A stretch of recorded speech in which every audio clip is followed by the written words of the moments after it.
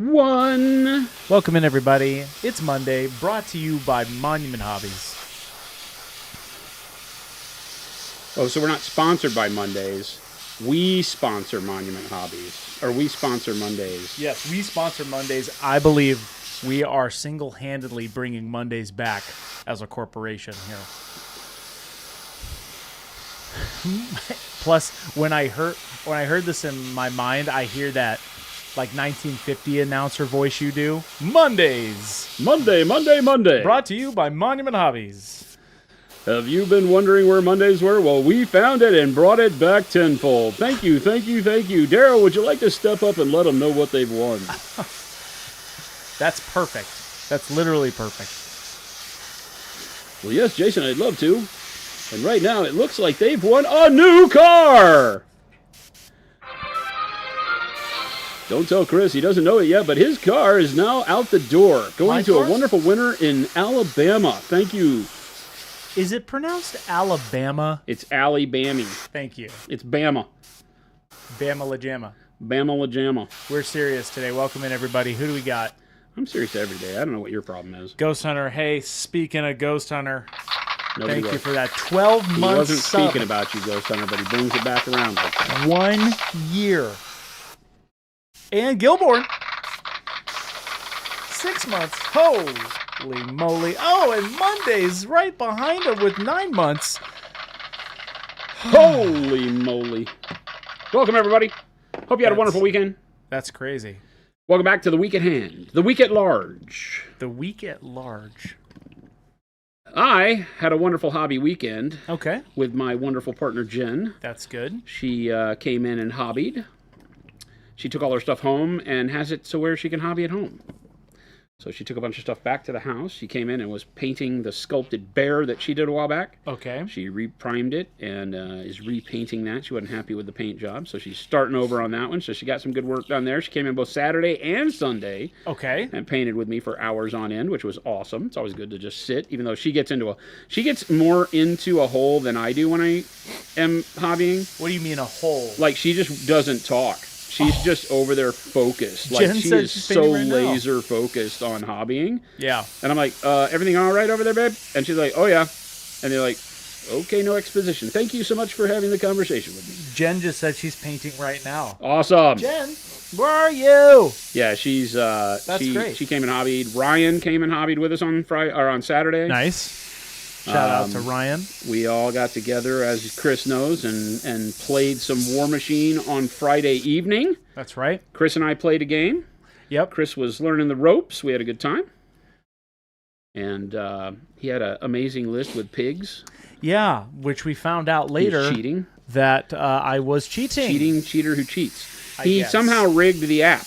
I don't know how this is possible, but he did it. How did I do that? We found him out because we went and created our own battle inside the app, one that was not created by Chris, and it did not cheat. But the one created by Chris, it cheated. So I beat him anyway, but that's fine.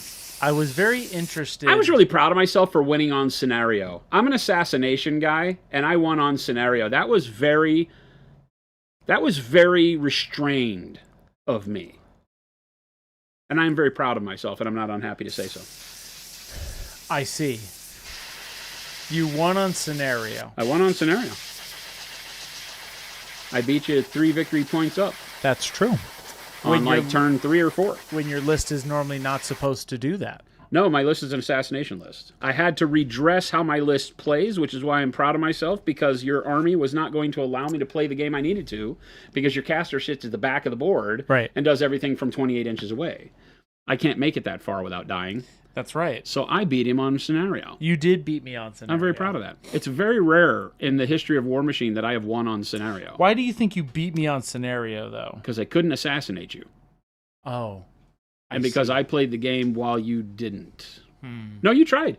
I think you were, as you were learning your list, you knew exactly what it needed to do. Well, I was figuring out, because that was my I think that the problem is playing with that simple 6 extra health on the pigs changes the dynamic tremendously, because that was 30 extra health, which is a full another jack on the table or war beast on the table that you would have had in the way we were playing. So I think we should re-rack and play that same scenario again so you can see how your play would have worked with only the 14 health. because my guys would have chewed through them faster, and it would have changed my whole dynamic.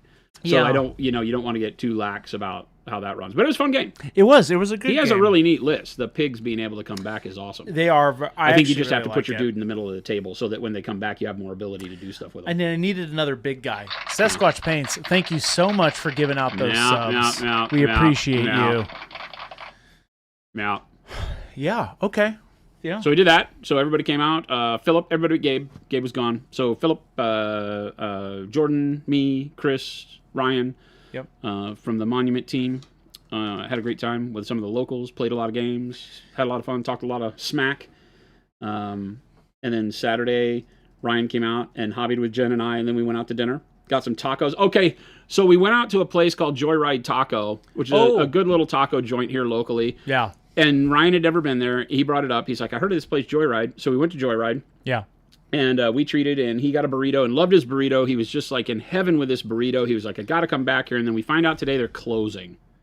Wait. Joyride's closing? They're closing Joyride to put in another deal because the place that owns Postino got in league with the people that do Taco Chihuas, and they're opening up a new place called Side by Side or whatever it's called. It's another like Mexican place, but more Sonoran traditional Mexican place that they're going to put in there. And so Joyride will only have the location in Gilbert now. Oh my goodness. Huh. So Ryan, we're very sorry that you love the burrito, but it's going away August 2nd, I think, which is like a week or two from now. So it's like, yeah, there's not a lot of time to go enjoy the burrito that you learned to love on Saturday. Ghost Hunter, we are on Facebook today. Yes, I believe, we are. Right? Yep. I'm sorry. I've been a little bit. I'm double checking all of our conglomerates here and making sure everything is running smoothly. Yes, we are. This is officially the first day we are live on our actual Facebook page, and we will be doing so continuously. Streaming on Facebook. And soon coming. Little Billy says, speaking of filled tortillas, Chris, you're fired. You goo goo gaga sack-filled baggins. It's not sack-filled. It's Sackville. It's a township where those particular sack-filled I kind of like sack-filled. But you sack-filled baggins. You. Amelia. Wow, that's hilarious. Yes, I am. We are currently streaming on all of our beautiful platforms. So today I'm going to be monitoring that. But it's the same thing. We're just bringing more to everybody's. Can you scroll back up real quick? Yeah. A lot of stuff's flying by. Anthony Barrios, thank you. Welcome back to the hobby. And I've been doing some non-metallic metal on Cricks. I don't know if that's what you've been watching, but I've been doing Death Jack with some non-metallic metal that you can see is very, very awkwardly not anywhere near completion. But I've been doing Death Jack with some non-metallic bronze on there, having a blast with that. Thought I'd put him to the side and paint a Kador Jack today. Yes, and I'm playing Thornfall right now because it was kind of my... It was free. Well, it's $10. It's $10, and I like pigs. I like the models, so they spoke to me. It's the welcome pack. Yeah, Grimkin's really cool. It's just too much for me right now, and I wanted to see how it played, so that's why I went this way. Sarcastic. Jen says, I 100% thought you were saying Sackfilled Baggins. No. Sackville Baggins. I say it very quickly. It's the Sackville Bagginses. Sackville Bagginses. It's his cousins that he doesn't like very much. Lobelia. Because they are the ones always coming for the spoons. Always the ones that come for the free stuff. Coming for the silverware. They stole the silverware. It was basically Tolkien's way of saying the unappreciative family that was only there for things they could get. Yeah. It was amazing when he would do that stuff because he had all those little nuances in his writing. You could tell that somewhere in his life there was a Sackville Baggins. Yeah. 100%. Some people, the Klingers, the Klingons, the ones that just come for the fame and the fortune that they can't find on their own. Just got the new one-step set today. Can't wait to paint with it. Awesome. Is there a timeline on Mega Paint set restock or plans on doing a master set? The Mega Paint set should have been in stock. I'll have to check on that. There's a couple of colors that are out, and production is trying to get that in, so we may be waiting on some pigment for a couple of colors. But, yeah, it'll be soon. Yep. Somebody's asking... no, new World Monument Order. Nice. Cool. Yes, thanks to your Death Jack, I was motivated to start War Machine and get into doing non-metallic metal. Nice, Anthony. Love it. Happy for you. Steam Forge needs to pay us a commission. Everybody does. passages. Let me zoom in here for you real quick. There you go. Okay, so I'm gonna do a zenithal. I've done. I did black primer, and then I did dark camo green primer over the top. We're gonna do these red. Okay. But I did dark camo green. Right, we've shown you red with dark plum, Payne's gray, purple. So let's do a red with a green base. Okay. Works well. And then the pale yellow to keep the red vibrant on the top. And we're just going to do this from the 2 o'clock angle to start here. Can you making sure that my paint is always being applied from the same direction here. I'm not altering that at all. And I want to brighten it up and blah, blah, blah, blah, blah. And as we look at it, it seems like, oh, you're painting a whole model, but you're not really. Right? You're still leaving a lot. Now, how did you choose that lighting direction for your zenithal, Jason? Well, it's always 10 or 2, and I typically am looking at where the model is most open. And by open, it really is talking about the direction that the body opens up, right? So if we look at him from the 10 o'clock side, he's got that fist in front of his face, right? And so over here, the body is open. I can see all the stuff I want to see. So this is kind of a better direction for a model, in my opinion, because you get to have more contrast on the model this way, whereas you're shading a lot this way because of the fist. But it's just preference. You can choose whatever you want. I like it this way. You like it from the glam shot too, right? Yeah, I call it the money shot, right? It's where you get the most bang for your buck out of what the model is trying to portray. Sometimes it's a particular weapon, or if they're screaming, the side where you can really get the most detail on what it is you're looking at. So I'm always a big fan of that. Now I'm just going to come in here and kind of dust in some details.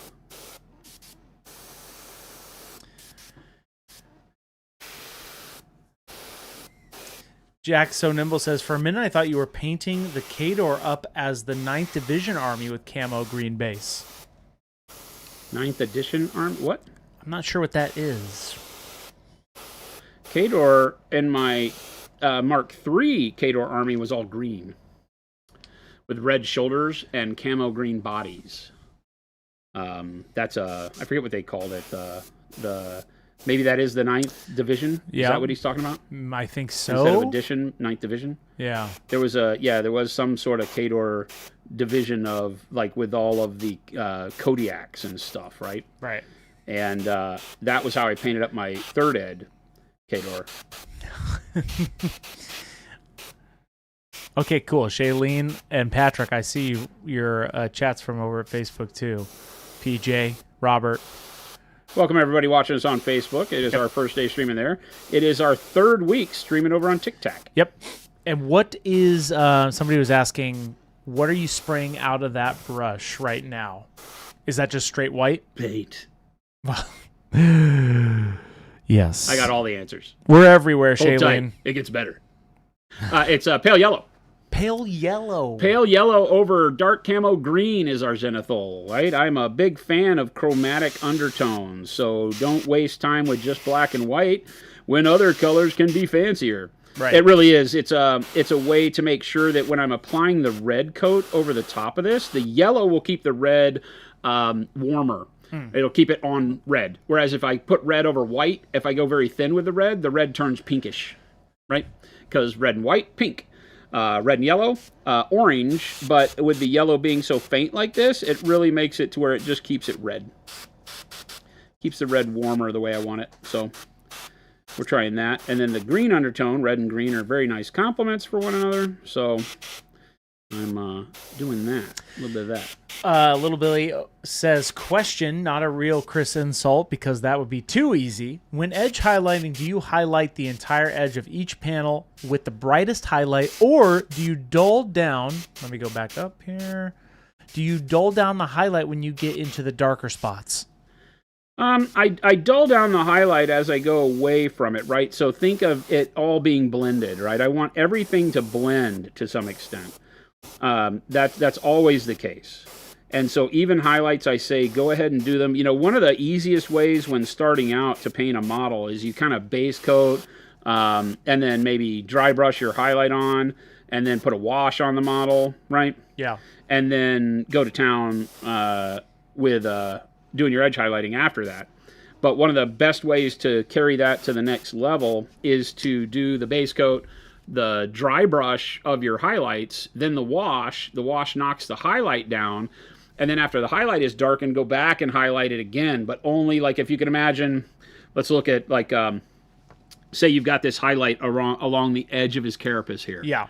If you go and you highlight that same thing at one level, like you do pale yellow, whoop, highlight, and then you do a wash, now the pale yellow darkens a bit, then you go back with pale yellow and you only highlight half the line towards the light. So at the top, from the top down, highlight half the line. Now you have a fully highlighted panel, but it's darker on half of it than on the other half.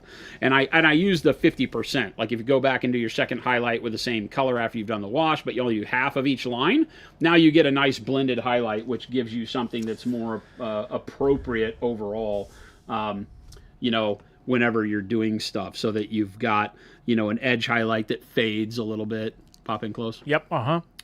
You've got an edge highlight that fades a little bit from over here to the bright spot over here. Yeah. Right?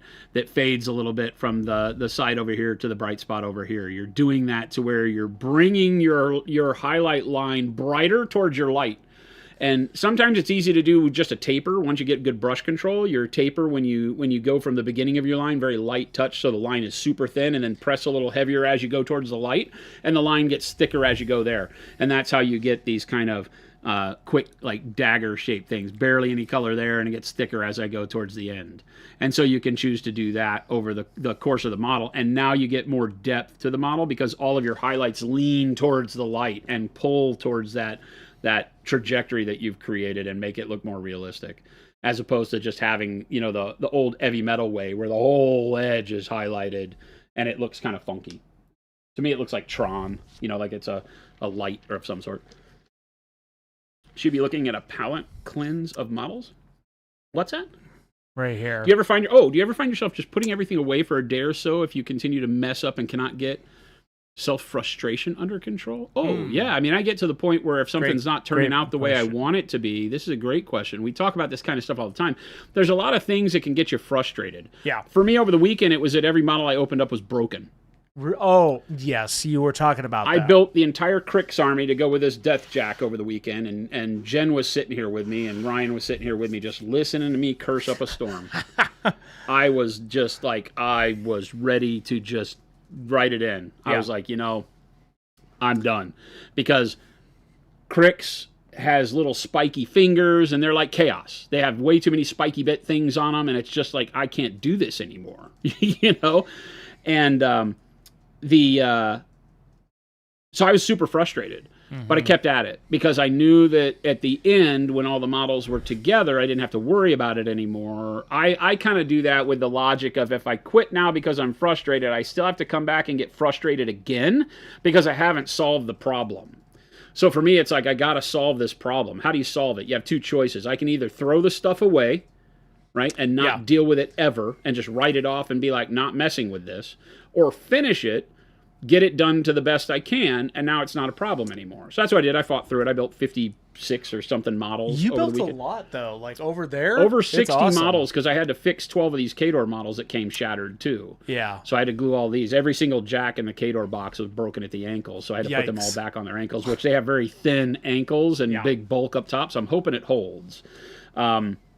So yeah, I had to do a lot of repair and a lot of what I don't consider to be the best part. So whether that's the thing or it's frustration because you're trying a technique and you're not nailing it and it doesn't feel good, the colors don't work, you're frustrated at whatever it is, because it's a creative vibe that we create here, and it's like that, what do they call it? It's like getting in the zone, or it's that flow state that you want to find in your hobbies, where you're just there and it's just happening, it's clicking, and you lose track of time, you forget to eat, and it's the best day of your life.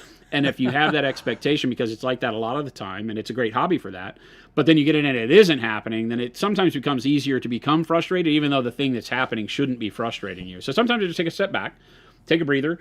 Here, if I'm painting the office, I'll go sit at my computer for a minute and go answer some emails or whatever, and then I'll get back in the vibe of, I don't want to be answering emails. This, you know, building broken Crix models is better than this, and I come back in here and I'm fine. Yeah. So I think that palette cleansing models is great if you're painting. I always keep something here, so if I get tired of painting bronze non-metallic, you know, from my Crix guy, that I can move in and say, okay, we're going to paint a Khador model. And there's enough models on my desk at all times. I've always got something I can move into and paint. And everybody here is the same, because whether it's that you have an army you're painting, there's a different unit you can paint and change the colors on it. I always keep, something extra around that you can keep to paint and do that as a palette cleanser, and don't feel anywhere near bad about it. Who cares? It's great. Do your thing. Jonathan, you over at Facebook, what's your question? You can literally just ask us. We got you. I'm going to dry brush some bright ivory on this as we talk. Yeah. Stan said, I've had dreaded COVID all weekend. Finally got through it. Oh, Stan, glad you're feeling better, man. Frigid, that was a great question, by the way. And somebody was asking also, what is a good undercoat for blue to have for better shadows? I normally use purple. That's Mad Patter on TikTok. Dark purple. Dark purple. That's what I for blue, when I'm painting blue, dark purple is the way to go. You can do some really crazy things. Like when we did this ultramarine and we said, hey, you can paint ultramarines fast. Yeah. We actually started him with burnt sienna. So good, man. And you can see kind of on the back, if you pop in super close, right, you can see that we kind of get a brownish shadow that looks like we've done a brown wash, but there's no wash been used on this guy. But a base of burnt sienna lets you where you can't get, because we dry brushed all our base coats on this, believe it or not, just to show you how I can go fast. But in the areas where the dry brush couldn't reach after the base coat, you get kind of a rusty tone that makes the model look weathered and dirty without you having to do anything. So there are some other colors you can use under blue that make it look really cool. It has to be something that is creating the vision that you're wanting. Yeah. The easy way is dark purple. Dark purple is always the best answer. And then if you have something like an armored guy or a tank that you're doing, then all of a sudden something like burnt sienna can work, or burnt orange, something like that that gives you the feeling of weathered, dirty underneath that blue. To go back to Jonathan's priming question, what does it do the model to prime it in the purple versus black? I plan to dry brush with gray, then white. Okay, so instead of painting or priming in black, Jason, what's the benefit of priming in dark purple? It gives you a chromatic shadow. It makes a chromatic black because the model's going to cast its own shadow, right? It's a physical thing. So it's casting darkness on the side that the light's not hitting it. If that in that darkness is dark purple instead of black, now your shadow has some depth to it that it didn't have before. Yeah. Neutral colors tend to be less intriguing to the eye. They don't deliver as much wow factor. Whereas purple in the shadows, what do we have around here that has good show of purple in the shadows? What did you prime recently? It's funny because like everything has purple in the shadows, but what about that bear? What about the cold? Well, let's use Hulk. Oh yeah. Right, somebody's asking. So on Hulk, I've used blue in the shadows, right? But it's the same function. So if I just did this in black, then the shadows I would either have to add color in with the brush, or they would just be neutral and the green would have to carry itself. But what you get here is you get this nice nuance of dark blue. This is all dark blue in the shadows. And yes, I've glazed the first layer of green over it so that it ties in. It doesn't look like some weird racing stripe of blue. But when you do the first layer of green very thin, it still allows the blue to show through and gives you a really neat chromatic shadow color, because shadows are not black, right? They're various forms of desaturated color of whatever it is they're shading. And so by using the blue, we get a much nicer depth to the green overall. And purple has the same effect. The only reason I did do purple on Hulk is because his pants are purple. And I needed a shadow that worked well with the purple pants. So you see the blue on the purple works really well. I use purple on nearly everything until I'm painting purple, and then I use dark blue. So, but chromatic undertones for shadows is a great way to bring a whole lot more interest into your painting and to have a lot more fun with the outcome of your painting very simply. This is what it looks like to use red oxide under camo green. And look at the depth that gives us. Because it makes the shadows a weird brown, right? Like a nice rich brown on the green, and it works. It doesn't necessarily, because we didn't leave so much of the red showing, it doesn't look like a lava glow. It just looks like a nice dirty brown shadow. Yeah.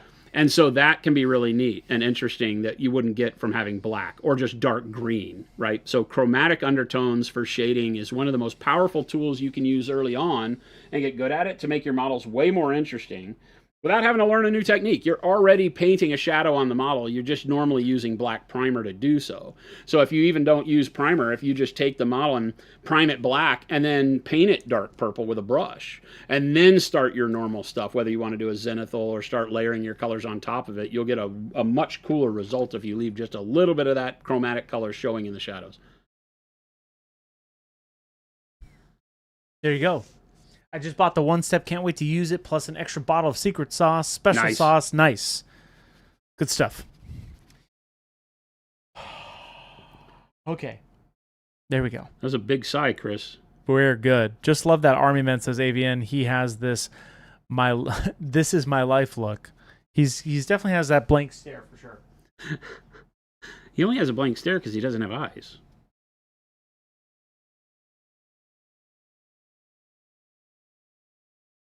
So what I'm doing here is giving myself a brighter edge when I know I'm going to apply one step. I'm going to use the one step Scarlet Red, the one you can't buy yet. This is Jason Paint. This is another episode of Jason Paints with colors you can't purchase. Be mad. And but what this does is it gives me a good highlight edge, very easy, very low cost when you dry brush, especially when you do it before applying a filter, because you don't have to have it be the smoothest dry brush you've ever applied. The filter will take care of some of that. So if I get a little smudging on the open areas, I'm fine. Carl Duty has a quick question. Does Payne's Gray give the same effect as dark purple? It gives an effect similar. It will not have as rich of a color as dark purple in most situations. Right. Payne's Gray is what I use underneath all of my Blood Angels. And so when doing this red, we did Payne's Gray. Right. And Payne's Gray into dark plum. So you can see I don't necessarily get the feeling of blue because I did the plum over it, but it does give a better effect than black. Had this been purple, you'd get a little bit more nuance of the purple underneath. But I wanted to use the Payne's Gray because part of the army is also the dudes in black, right?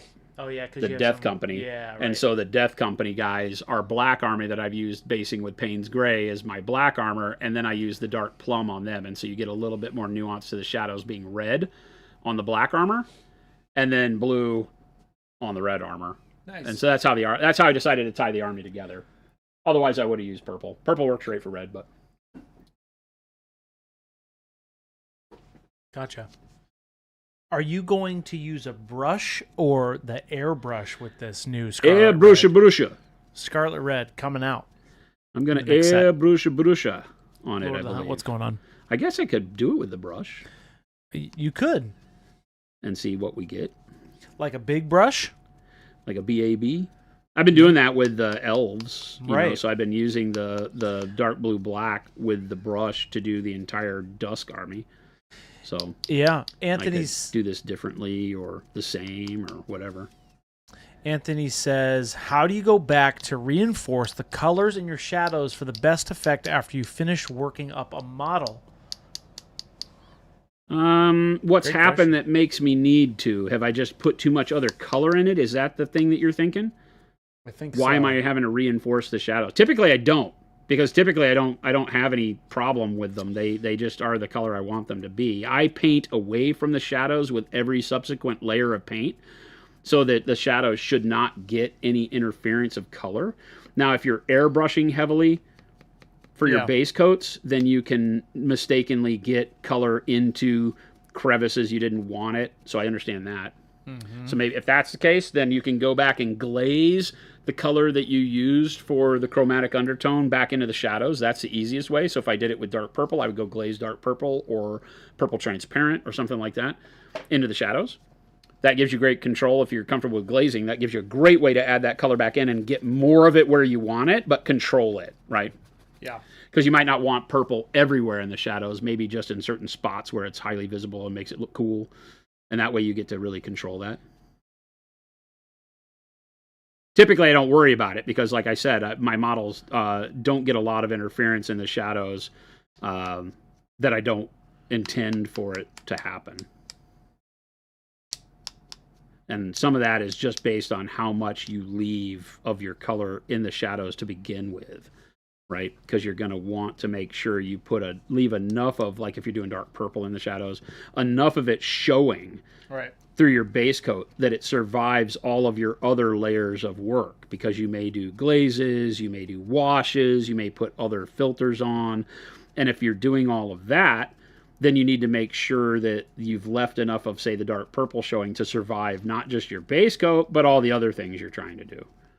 That can be the place where you kind of lose touch with it, because you may go in and just be like, oh yeah, I did a black wash on my model and now my purple looks like black shadow again, that kind of stuff. I have to be careful with this because all these models I had to re-glue onto their bases. Yeah. I don't want to have the thing pop off here. Scorched Earth says, when using the brush-on primer, how thick is an ideal coat? I put it on well, I say thin. I don't thin it, but I put it on to where I don't care about opacity on the first pass. And then I come back after that first pass and put a second one on, and that's usually enough. So 2 coats is great for me. And every time I've used it. So that's the way I treat it. You notice I am getting some highlight up from the bottom just to pick out the edges of the armor where I can. And Jason, why do you use a dry palette over a wet palette? Oh boy. I know that's kind of... This is like a daily question. It is. What's your elevator answer? I like to control... I like to be in control of how my paint acts. Mm-hmm. And if you have your paint on a wet palette, it is constantly being diluted by the wet palette, and you lose control of what it's supposed to be like. Because every time you go to the palette to get more paint, it's a little bit thinner than it was the last time, so you can't make the same decision you did the last time when you get the paint on. You have to have more or less water on your brush. It can cause some problems with regards to how you expect the paint to act as you're painting with it, and then you get variations on a theme. It doesn't have to be drastic. It depends on how quick you're painting. There's a lot of variables there. But for me, the easiest way to make sure that the paint always does what I need it to do is to have it be on a dry palette so it acts the way it did when it came out of the bottle. On a dry palette, the only thing that's happening is that part of it is drying up, and the part that's still wet is the same as it was when you took it out of the bottle originally. And because of that, I always know exactly how much moisture to put on the brush if I want to glaze with a color. If I want it to be opaque, I know what to do. It never changes. So I can have a very defined expectation of how my paint works. Mm-hmm. And for me, that is key. Ooh, Sazzle's got a good one. I was thinking over the weekend, I hear trust the process all the time. Huh? What does that actually mean? For me, it means that when we take risks with color, and it's not really risk-taking, but it sounds better to say that, right? It sounds dramatic. Mm-hmm. Whenever we're applying color, like this is trust the process. Why do I have a green shadow and a yellow top coat when I want to paint the model red? Right? Okay. So this is a trust the process thing. And it really is speaking to people that are doing something new and aren't comfortable with the outcome yet. So you're exploring. And a lot of creativity in painting is taking those risks, saying, hey, you know what? I heard a guy say that I should paint my shadows purple. I'm going to try that. And then you put purple on a model for shadows and it looks silly. Yeah. While you're at first working on it because it's purple. And you're like, I don't want purple. I'm trying to paint, Dark Angels, or I'm trying to paint Black Templar or whatever it is. It's like, they're not purple. And so that's the trust the process. Let it linger until you get to the conclusion and then look at it, right? And what you will do is over time of doing that, you'll start to recognize when things are going in the right direction much sooner so that you can course correct. Because the worst thing is like if you trust me and you paint your model with you want to paint army men and the crazy guy on the internet said put a red shadow coat on them yeah. And then you start painting them and you don't like it at the end, now you're kind of stuck, right? So what happens is that as you go through that a lot and you start to trust the process and wait to the end to see how it looks, then you start to, in the meantime, start understanding all the steps in between and how those looked so you can recognize the outcome quicker and be able to say, yeah, that's not going to work for me. That guy's crazy. I'm not going to do purple.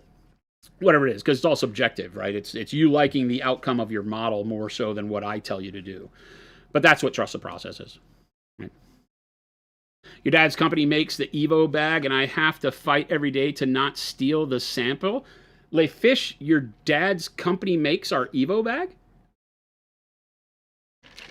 Le Fish? I mean, we make those over in China. But we design them.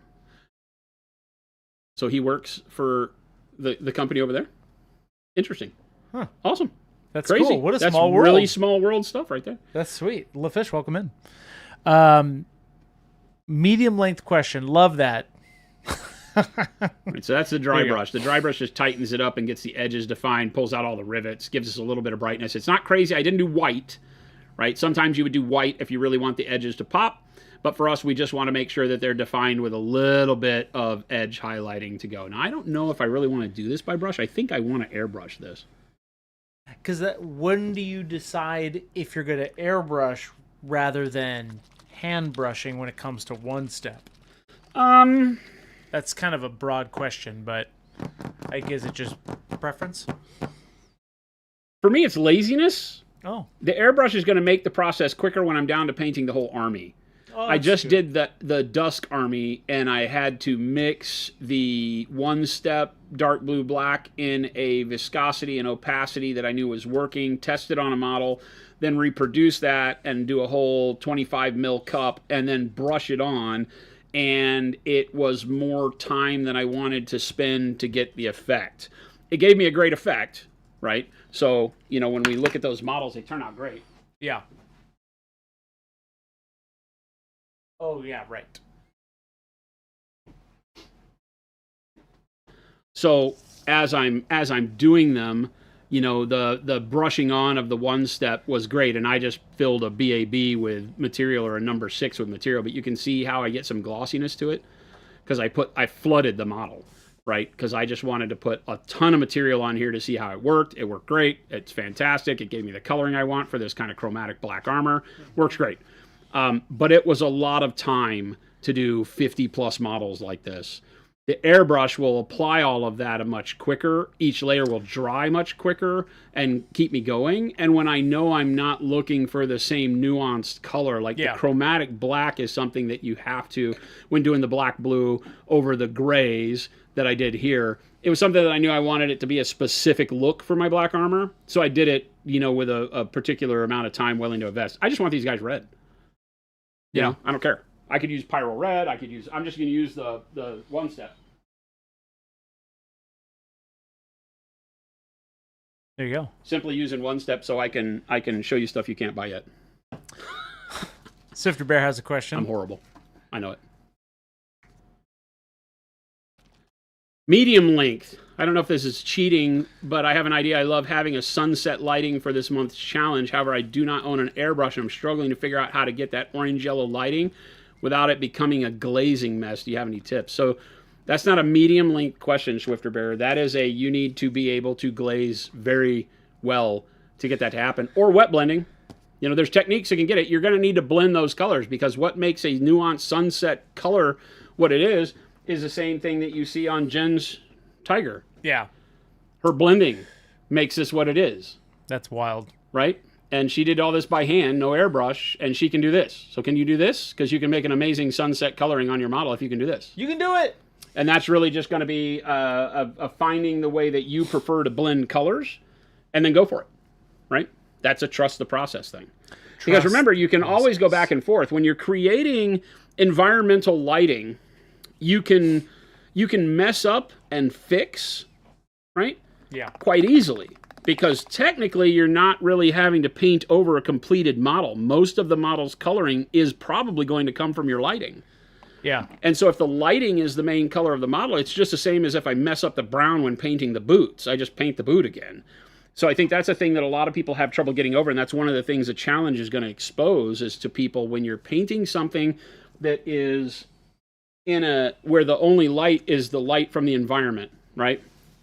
I go back to this one. Yeah. You know, you can't really tell what the colors are of the vest and the tunic and the pants. I mean, you can see some brown and some green, but they're not highlighted with specific colors. They're not a lot of contrast added to them because contrast only comes from the light, and the light's very pronounced to be this small, dim flame, right? And same on this side where we have the eerie, spooky, lake water color, is that you're not having to do a lot of painting on the model. It's all light.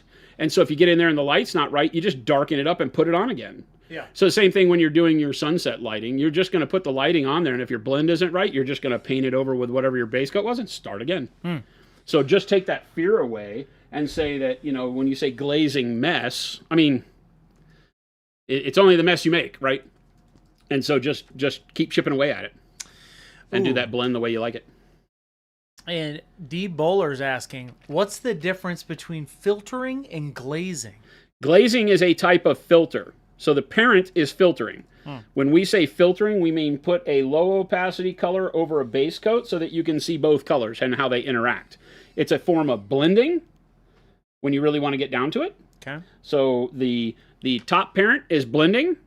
Then you have all the types of blending you can do, and filtering is one of them. And then under filtering, you have washes, glazes, right? Layering, right? There can be all sorts of, the contrast style paints, like One Step. You can do all of that as a filter. And so that's the difference. Cool. Glazing is a component of filtering. Jordan Cooper says, when airbrushing, if you're using paint that is not pre-thinned, should it be a 1-to-1 ratio to thinner in paint? Let's say you're doing the finer details on a lower PSI. People say you thin it even more? ?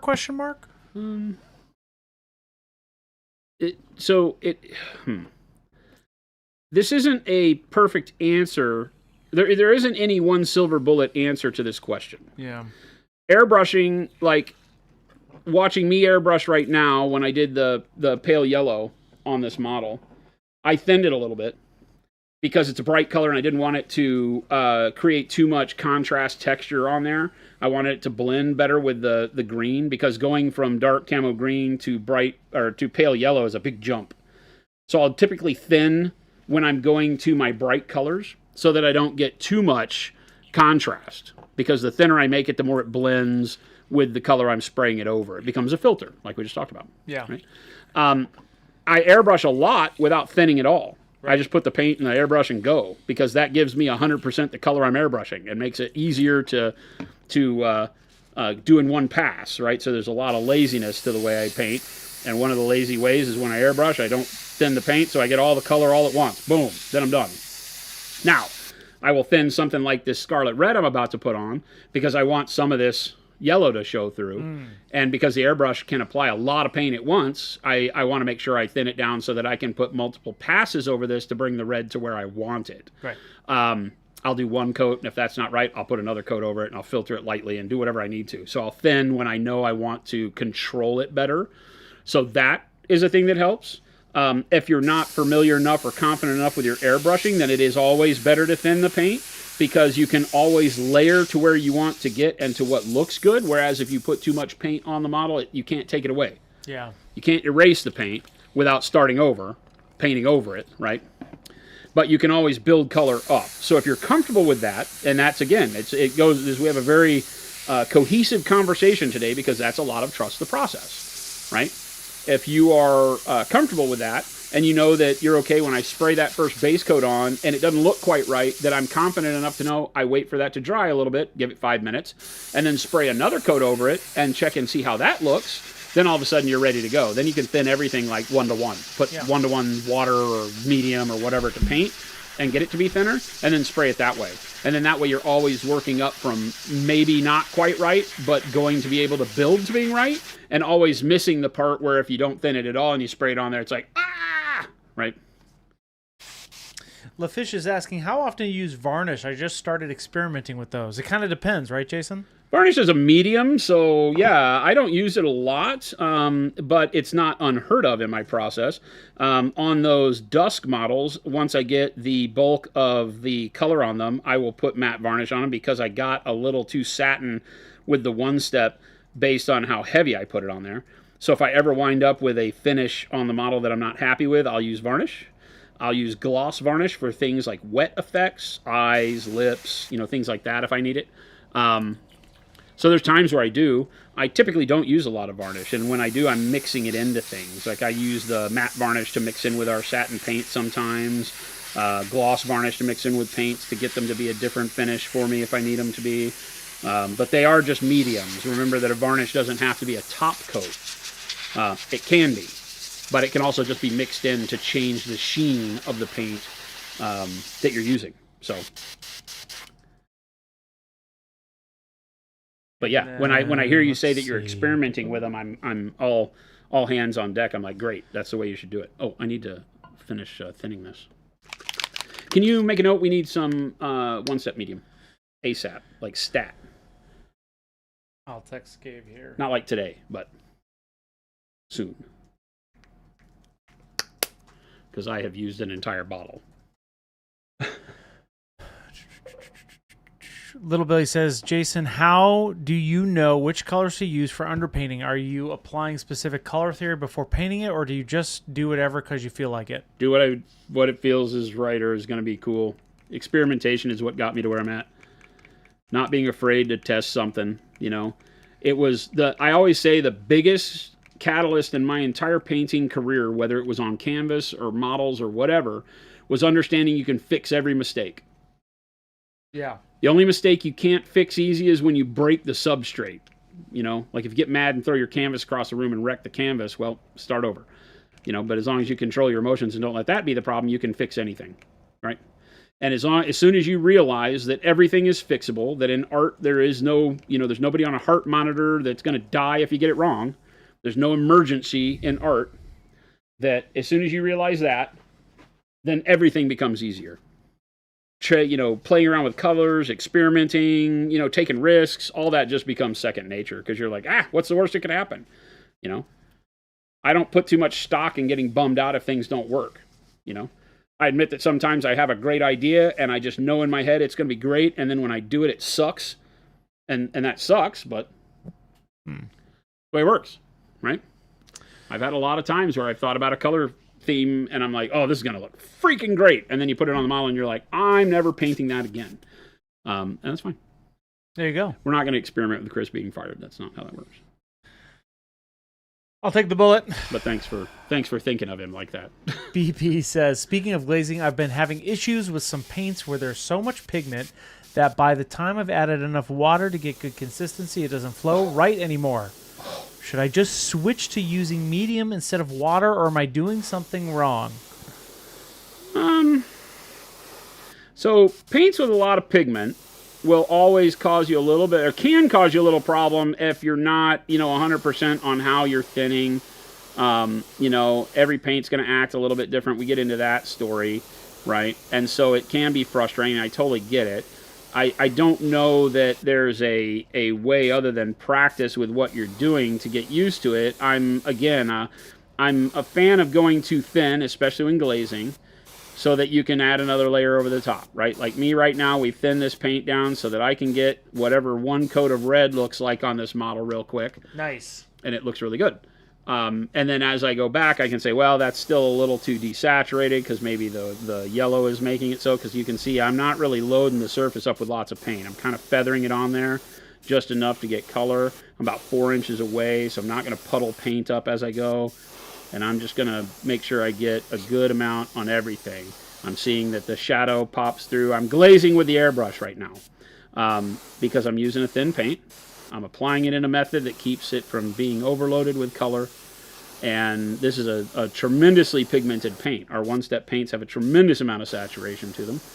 But by thinning it down and playing with it and being careful and not, you know, I'm keeping the brush moving. If you can, I don't know if you can see it. Can you back out all the way so they can see me? Oh, yeah, the there brush? you go. Right? So I'm always moving the brush. I don't let the brush sit still in any way. Notice how when I paint, I do this. Yeah. It's not because I have a palsy. I can hold it still. It's because I always want the nozzle moving so that no single area on the model gets loaded up with too much color. This always makes sure that I'm hitting a different part of the model every second. Right? So if you get used to doing this and then moving the brush, now you've got a way to protect yourself when airbrushing. Now I know you might not have been talking about airbrushing with your glazing, but this is the same thing. Right? Because I'm just making sure I'm not overloading too much color. I'm being able to watch what happens as I go. If it's too thin, make sure I leave a little bit longer in that spot. If it's too much red, then keep moving along. And ultimately, I just want to make sure it's even. And this green was the right choice because it gives us a really nice, rich brown shadow, right? That's fantastic. Yeah, that's great. And then I can just keep ladling it in there as I want to. But you notice how by doing it thin like I've done, it gives me control. That's the way I talk about it. It gives me the control to say, nope, I need a little bit more. Go put a little bit more. If you hope that you get it all done right the first time, that's where the risk-taking becomes very dangerous. Because if it's not right the first time and it doesn't look good for whatever reason, then you're stuck, right? If it's too much color, you're stuck.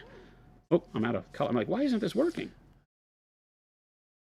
The thing with when you filter one step, you use a lot of paint. What model is this from, Jason? This is a Kador. This is the... It's some character, Jack. I don't remember what it's called. Insert Russian name here. Khador. Khador. That's the faction, though. But yes, Khador is a faction. It is a Khador Warjack from War Machine.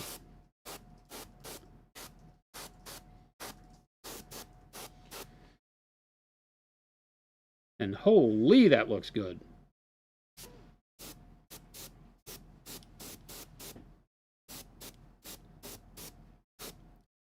Green and pale yellow were the right choice.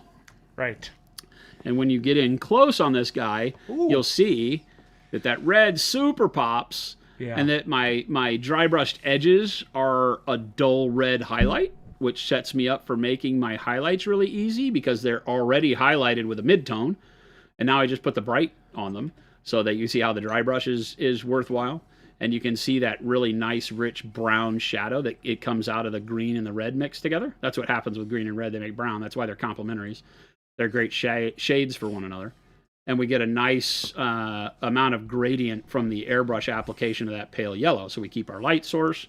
We've got good shadows and volumes across everything. Yeah. And this was just super easy because the paints like our one step, just thin 50-50. I use some special sauce and water just to thin it about 50-50, maybe 2-to-1. Maybe it's 2-to-1 thinner to paint here. I don't really do that scientifically. A lot of people get caught up in what's the right mixture. And I'm like, I don't really care.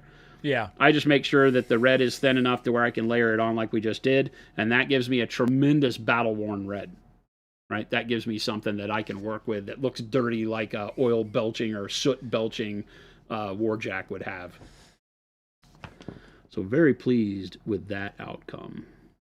And it's actually more vibrant on the screen than it is here. We need to tone that down a bit. Yeah. That red is way more red for you guys than it is for me. And you know, when we go to a black and white, you can see I have good volumes. Yeah, a little bit.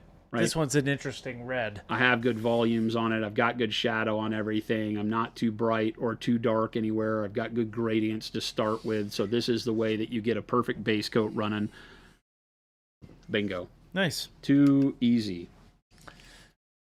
And you really couldn't just get the same effect using a brush. It really is some of the magic of the airbrush, too. Well, yeah, a lot of what you're seeing here is the airbrush doing what airbrushes do. Right. Right? And just applying the color in a really nice, easy gradient. I'm going to build up a little bit more red on the bright spots here, just dusting it on. Right. I've got some areas where it looks like the red didn't get into the crevices enough, so I'm going to hit that again. Right? And just keep moving the brush, keep hitting it where I want it.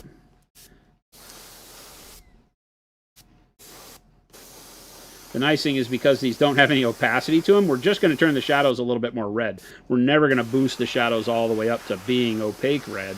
They're just going to be a little less of that greenish brown and move more into that reddish brown that I want. And this is, yeah, I'm super stoked with this.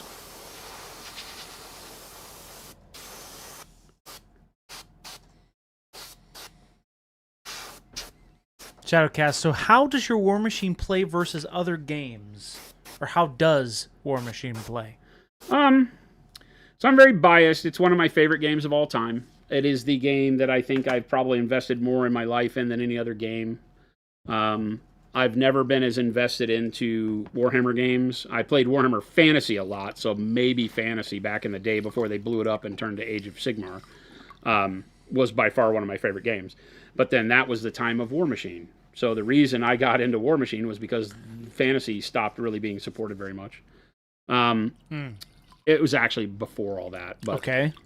Yeah, so how does it play versus other games? It's a tremendous game. Number one, you play at what's called 100 points. Their point system's very different because, like, units can be like 4 points. So there, you know, you don't. Telling you the point system doesn't make sense until you look at it. But it's played at 100 points for competition and for general, you know, hanging out with your buddies play. But you can do 30 points, 50 points, 75 points, and 100 points to give you an idea of scale. 50, 75, and 100 is really where it lives well.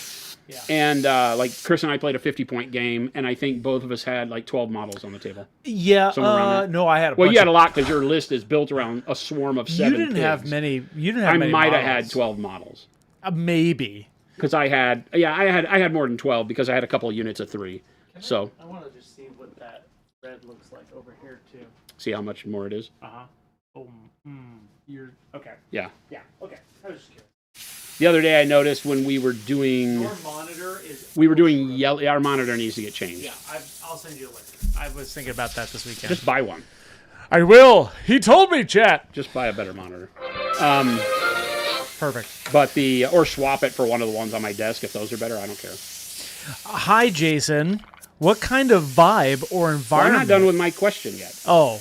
But hold on to that one. I will. Because somebody had asked how the game plays. So anyway, sorry, I interrupted at you. army size, it plays great. It is a game of I move my whole army and do stuff with it, then you go and move your whole army. So if you don't like I go, you go like 40K, then you won't like it. Yeah. But it does it in a very unique way. I think more unique way, in which every time you move a unit, that unit fully activates, and then you move on to the next one. So it allows you better understanding of the battlefield as you go. Because let's say in 40K, you got to commit all your stuff to one side of the battlefield or the other when you move. And then if it only takes one of your units to kill the thing you were shooting at, now you've overcommitted. And so you've moved too many units into an area and they can't do anything, right? Because maybe you got lucky and hot with your dice. And so now I moved 3 of my shooter units over to the side. My first 2 units blew the thing up. Now my 3rd unit is useless because I can't do anything else with it. Nothing else was in range. I overcommitted. Bad plan. Oh, well. War Machine lets you move this guy. Yeah. And then when you move him, you fight with him, you do everything you need to do, and if he kills the thing you were going up against, then you're done, and now all of your other units get to move and go do other things. If he doesn't kill the thing, then you commit another unit to go kill the thing. Yeah. So it lets it be more tide of battle to me, which I really like. It's like every decision is led by the previous one and its outcome, as opposed to, here's my decision, let's see how it works. I get to make a bunch of different scaling decisions during the course of my turn.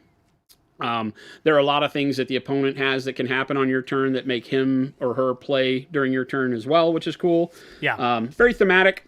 One of the things I love the most is that it's based around what's called a warcaster or warlock. The representation of you on the battlefield, which is your leader.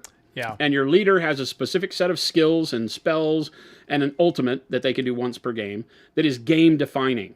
Like that character has in its rule set a way it likes to play. Some are shooty, some are melee, some are attrition, some are debuff, some are buff. So your caster is basically the personality of your army. Your army is a bunch of tools that are the same for all the casters, but you can take your army, build it, and then take your caster out and put another caster in, and it feels like a whole different army. So for price to play, I feel like it's one of the best values. Because you can buy an army, build an army, paint an army, play the army, and then if it starts getting boring, rather than buy a different army and play that army, you can just put another caster in. And now your same army that you've already done all that work to, you just buy and paint one model, and it feels completely different. The same models act totally different because they're being treated different by the leader. It's game changing. So that's why I love it. That's why I played it forever. I played in tournaments. I'm back to playing every Friday night. I'm building way too many armies, as you can see. We got a lot going on with it, so it's good. Nice. Let's go back to this question here. Here you go. What kind of vibe or environment would a dark green shadow tone be for?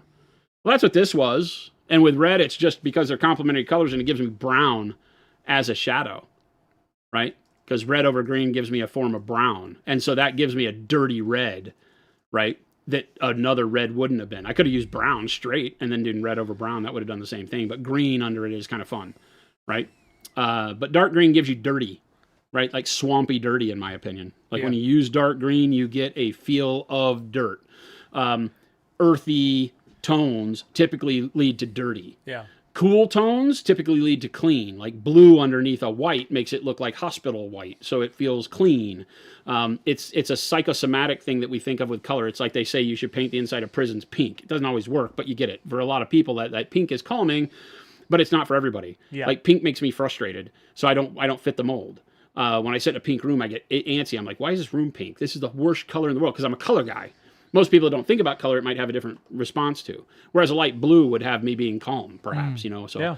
It doesn't work the same for everybody, but for things like that, like earth tones equal kind of a dirty undertone. So especially when we're painting war dollies, a lot of times earthy tones like browns, greens will give you a more grim, dark feel.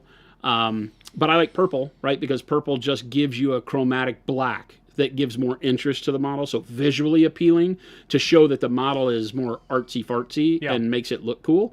Because I'm not treating these very often as like I would military scale modeling, where I want the tank to look like the tank in the photo. I'm treating most of my war dollies as I want them to be cool fantasy pieces. So it gives you a lot of flexibility to do that with. Alberto, this is Scarlet Red from set 2 coming out. Our set 2 one-step colors, this is Scarlet Red. Yep. So it's just a one of our one-step contrast style colors, and it is a very red. And I based it with dark camo green primer, and then pale yellow as a zenithal. And that's how I get the nice transition of dark to light on the red. And then I just spray filtered the red, thinned about 2-to-1, thinner to color over the top of that. Carl, it gives me a fantastic It's really good. Carl, look at that on the bottom. It's just brown. Yeah, it's it looks so great. good with a little bit of pokes of green wherever it comes out, which is really good. Because the green on this makes it feel like oil spill, like dirty oil, grime. Are the brush-on primers a different formulation than the standard paints? Yes. Yeah, standard paints in a big bottle. So the brush-on primers are in small bottles. The large primers are airbrush. Yep. So these are airbrush. But either way, the primers are a different formulation than the normal colors. They use a different resin. Yeah. Which is a game changer, right? So they use a polyurethane resin rather than the standard acrylic resin that we use in the regular paints. And so they have a better adherence, and the matte finish is different so that it gives you more tooth for layering up the rest of the paints on. So the primers are different. The brush-on primers come in the small bottles. And they are a higher viscosity, higher opacity version of the airbrush ones, so that when you use them on a brush, they give you better coverage in fewer coats. You can brush on the airbrush primers, but they're going to be a little, I call them milky. It takes like 3 coats with a brush to do them correctly. The brush-on primers go on a lot quicker and are in the smaller bottle so you can travel with them, because that's really why I think people use them. Black and Stuff, it was airbrush Crimson Red. No, it's not airbrush Crimson Red. It is Scarlet Red, which is not out until the new. It's part of One Step Set 2. Yes, and we also... I'm cheating. I'm using stuff you can't buy yet. All the colors... I'm being the bad guy. We've announced the colors actually a while back. Yeah. But yes, they're coming up a couple of weeks. Yeah. So... Actually, a month until proper release. Yeah, later. But a couple of weeks, like 3 weeks until... The pre-release for Gen Con. Gen Con. And then later, mid-August, is when you guys can buy them everywhere. And we'll let you know. It was pale yellow airbrush zenithal over the dark camo green primer base. Yeah. And then a dry brush of bright ivory. That's a nice color. I like that So pale yellow to bright ivory. I dry brushed the bright ivory to get the edges so that they would pop a little bit more. And it was dark camo green as a base, and then the scarlet over. I wanted to show you guys and gals what you can hope to do with the scarlet one step. Danger Boy, we do that all the time. It's fantastic. I wish I had this scarlet red when doing my Blood Angels, because this would be perfect for the Blood Angels. Yes, Shailene, we did it on Thursday. We went over all the colors. It's and then we moved them over there for now. But yes, you can go back to that stream and rewatch them. But we're announcing all of them again. You'll know. Danger Boy's like a preview, and I'll go grab them. Jeez, yeah, go Chris, grab them. I can go grab them. It's up to you. The only reason show the people. Ryan didn't bring them back. Ryan, dang you! He wanted to see them. So he's excited. To him, and he didn't bring them back. He's excited to see them. Shailene, there you go. Oh, I am. Oh, I zoomed out. Okay, there we go. The Scarlet Red. I was at 100%. Don't pay attention to the other colors on here, because there's other colors on here. These are models that I paint all sorts. I was working on a dark flesh too, but it's too much like warm brown, so it never made the cut. And this was version 1 of the yellow green as we were testing color. But the scarlet red that you just saw me use, so you can see over pure white how much brighter it is, but still same color, right? Over the pale yellow and the camo green gives us a dirtier red, and then over the pure white gives us a brighter red. So scarlet red, yellow green, that's the actual production yellow green. So it's a little bit brighter than the yellow green in the line, but we're calling it yellow green anyway. It's not as bright yellow green, so it sits in between, but there wasn't a good name, so it's just yellow green. So you'll have to deal with that. But it's a really, really good orc flesh color, goblin flesh color. Really stoked for that one. Dark turquoise. This is another one that will be a great undercoat for all sorts of stuff. But the dark turquoise is nice. I think a lot of people will start using that for cloth. Of course, dark purple, because, I mean, duh. I could have used this on my elves. Everything?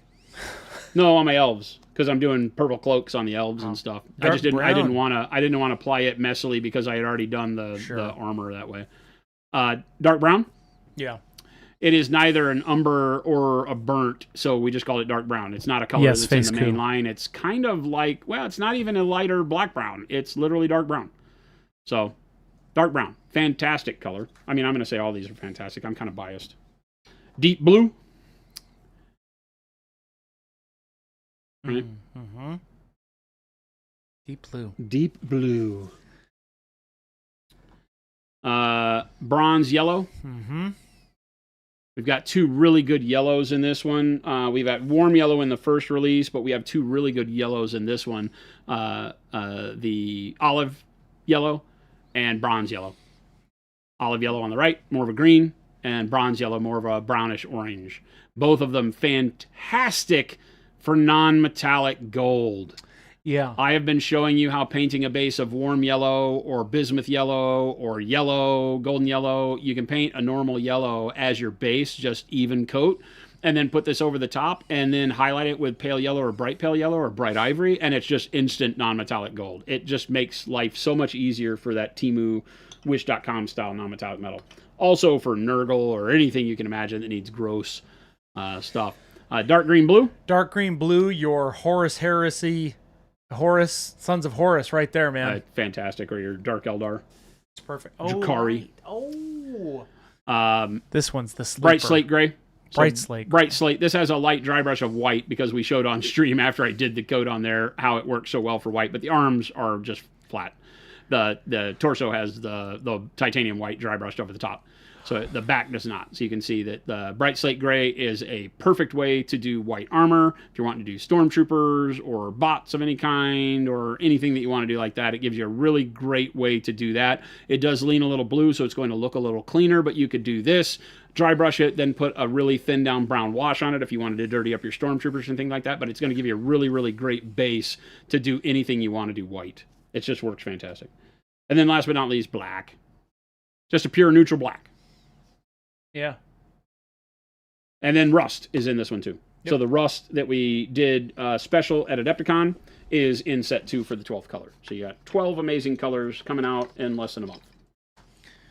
I put that on the list. We need your rust too. Yeah, because somebody stole it. Who took it?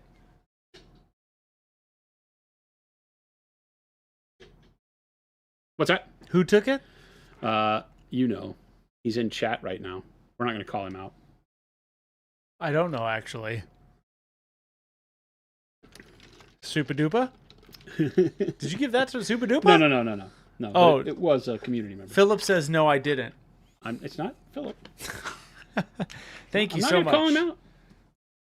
I have no idea. Frigid Phoenix. Frigid Phoenix. I said I wasn't going to call him out. He's just good guesser. He's a good guesser. There, Frigid.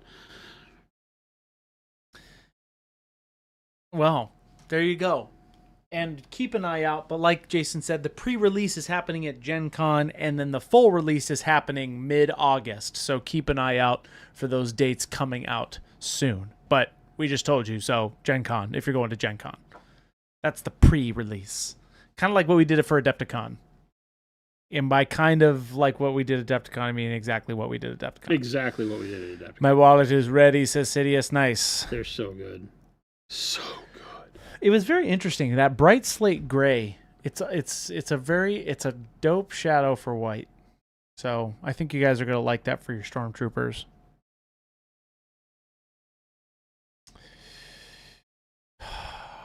Okay, now the big question What are you gonna do now? is: am I going to do non-metallic or should I paint metallics on these guys?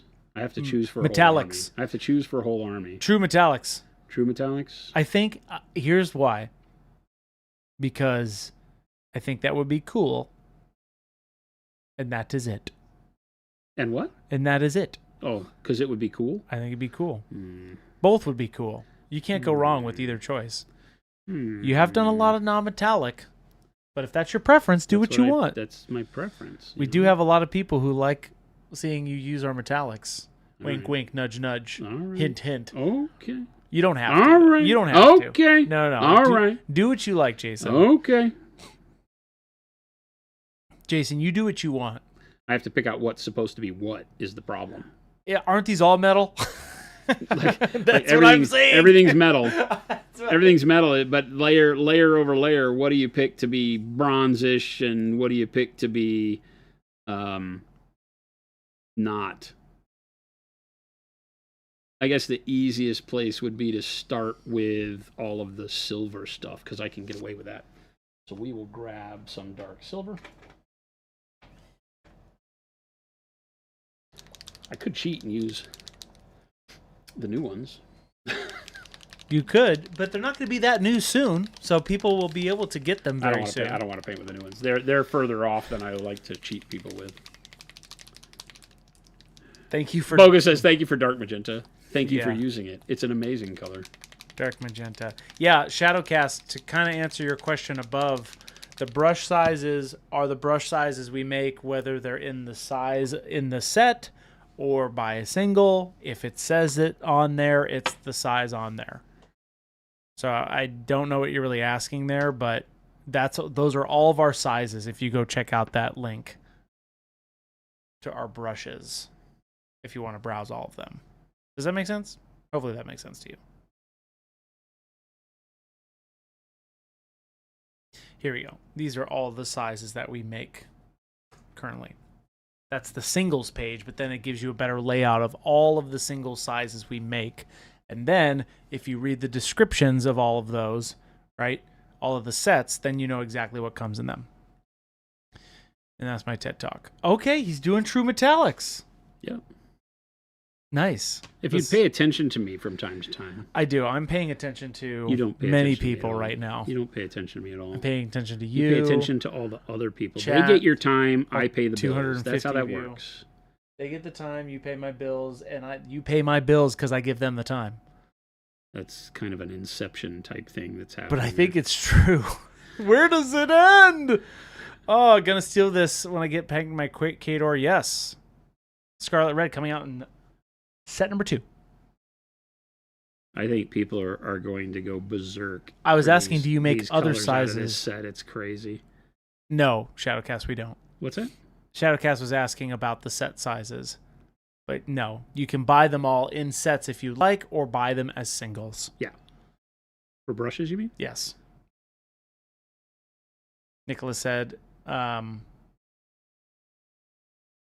received my monument hat today, was expecting it to have 100 hand-drawn Ketchichins in it. What happened? I don't know, Nicholas. I'm so sorry. Hand-drawn what? We don't ship those. So those don't get the same quality. Unfortunately, the clothing won't get the same quality of service that the other stuff does because we don't make or ship it. Plus, we're not going to hand draw you anything on your hat. On your hat. No. We don't ruin the product. We don't take that kind of risk. People that are like, hey, would you draw Chris in his diapers being a goo goo gaga baby? We don't do that on your product. Emerson. We do it like on the receipt. Emerson says, how do I use transparent white? With a brush or an airbrush? Yeah, it is just like all the other transparents. Use it off the brush or airbrush, however your preference works. Magnesium's a great color, Sidious. You may have, because it is made with zinc oxide, the transparent white may need to be thinned quite a bit. It may start thickening over time. That's the way that pigment works when in an aqueous suspension. So if you ever open your transparent white and it's a little thicker than you like, thin it out. It's still good. It's just that the zinc has a wonderful way of thickening and becoming more viscous over time. Nothing, it's physics. Is mayo a vehicle? Droth, you're fired. You're banned. All of the above. No, it's not. For thinning transparent white, do you recommend adding water into the bottle? Oh, I don't ever put anything in the bottle.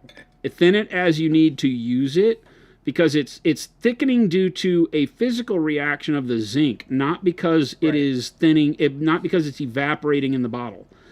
So if you put water in the bottle to thin it, then that water evaporates and causes the resin to cure. So don't thin the bottle, thin the paint as you need to use it. Yep. Does that make sense? Yep. Yeah, if you thin the bottle, then you're speeding up the bottle being bad. If you thin the paint as you use it, you'll get more paint for longer. Lord of the Hunt says, have you guys tried using makeup sponges and do you like using them? He uses them to remove noosh, but not in the way you're probably thinking. Yeah, I use makeup sponges as a removal tool for our noosh for weathering. I don't paint with them. But not like sponge painting or whatever. That's really that popular. New egg, that egg foam sponge has become a big thing in the industry with people showing how easy it is to do it. I just would dry brush or sponge brush or smudge brush with one of our dome dry brushes to get that effect. They're neat tools, though. I think that for me, it's less of it not being useful than it's just not something that I have in my workflow. And so I'm not, I'm an old dog with no new tricks. It doesn't provide me anything. It's not a problem I have, so it's not a tool I need. For new painters, I think it's great. Majar says, can I put my glaze and wash or the noosh into a bottle of paint to turn it into said item? You can mix them together and then put them in a bottle. I don't ever like pouring a medium into a bottle of paint. I like to pour them into a third thing and then back into the bottle just because I like to be able to control and test better than that. That may be the same thing, though, so I don't know. I may be just like, you're like, oh, man, you're crazy. That's the exact same thing I'm saying, which is fine. Yeah, I mean, you can do it. I like to be able to measure it out so I know I'm using the right amount. You never know how much is in a bottle, so I always pour it out into a cup, mix it, and then put it back in a bottle if I need to. Chase is asking, dark silver. I love using the fluorescent paints. What prevented you from developing fluorescent blue? Is it a pigment limitation or something else? Yeah, it doesn't fluoresce very well, so it becomes more of a pigment issue. It's just something that doesn't work to our specification because the fluorescents weren't made to fluoresce. I didn't care if they glow, which the blue can do, but it doesn't do it as brightly as the other ones. Because it's a physical reaction that the pigment has to UV. Right, and so in regular daylight, it starts to fluoresce, gains energy, emits photons, and all this stuff. So it just doesn't fluoresce very well as a color. But it also isn't very bright when you just paint with it. And the goal of the fluorescence was to give you paint that worked really well for effects like OSL. Yeah. And blue just didn't work as well as our transparent blue or sky blue already does. Mm-hmm. So I don't like to make product just to have a thing that make more money off of. When you use it, you're not happy with it. We try to avoid that at all costs. So the other blues that we make work a lot better for what we expected those to be used for. If you're looking for a fluorescent blue to, put under a black light or whatever you want to do, then yeah, you can go to like the Hobby Lobby and buy one that works for that, because you're obviously not. The thing with fluorescent colors is that you have to be very careful. Blue degrades quicker. They lose their UV light fastness quicker and kind of become, different over time if you're using them under the black light and such. So I never built them for that.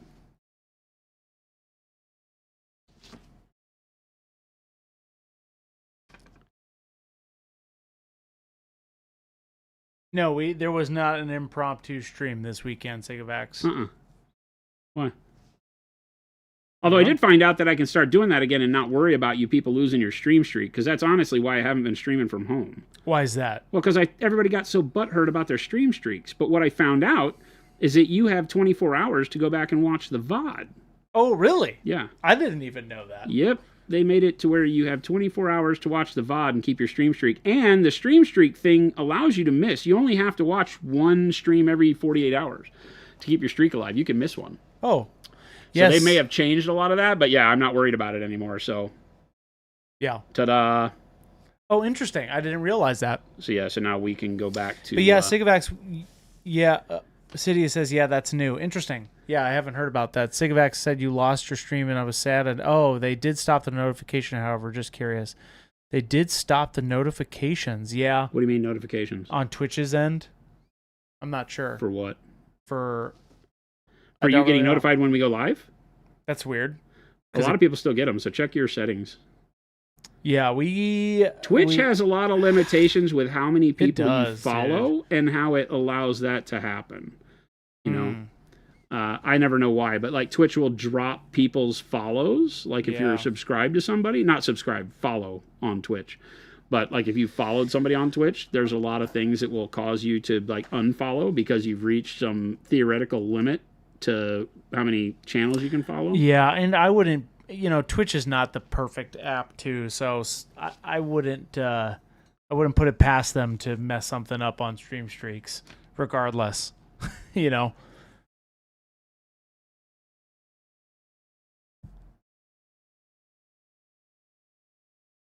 When you miss a streak, it will notify you. Huh, interesting. But now I'm not worried about your streaks anymore because it's on your end now. They let you have control of being able to miss it. I don't feel bad. I was always like, when Tim and all those guys, they all got up in arms because they were like, I nearly missed my stream streak. And I'm like, I don't really care about that stuff, but I don't want you to be bummed out. So I was like, well, I just won't stream on Saturday. Yeah. So now all bets are off. We want to stream more. Yeah, that's kind of we totally understand and can get behind it, but, we also want to be able to give Jason the ability to stream when the hobby moment hits, right? That's kind of the more important thing. But you can always hit every stream regardless over on our live tab. Well, so you can go back and watch it within 24 hours. Now you can do whatever you want. Well, I'm just saying in general, right? You'll never miss a moment because we always post the moment, if that makes sense. But Sigavax, I'm sorry that happened. That is no fun. What happened to Sigavax? He said he lost it randomly because he didn't get notified. But typically Twitch notifies you, is what Wad was saying. So the fun thing is that our schedule never changes, Sigavax.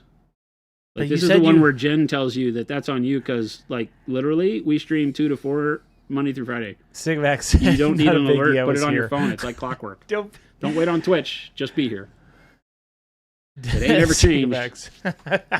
What's that? No, because Sigvac's like, no, big, I was here on Friday. Oh, we know you're here. I know you're all here in spirit. Yeah, but it never changes, so always just be here. Don't wait for the alert. Just be here. 2 p.m. to 4 p.m. We want you to be here. That's the moral of this story. 100%. That's not a moral, but I think it's a moral. No. The moral of this story is be with us at all times. Yes. Ba-da-da-da. This is Dark Silver. Cool blam.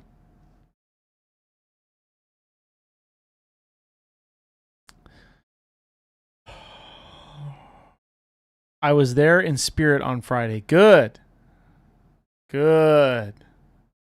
We want you to be here all the time. Like I said, too, from what I was told over the weekend, is that they've changed it to where now your stream streak, it's one. Maybe they changed some settings on everybody's It takes 48 hours for you to have your stream streak, or like missing 2 streams for you to lose your stream streak. Oh, no. So that way we know who's been watching loyally. We all know you are. Even if you watch once, you're loyal in my heart. There you go. Kablam. I did it. I said it. Even all of you over here on Facebook that I'm watching. There's many chats.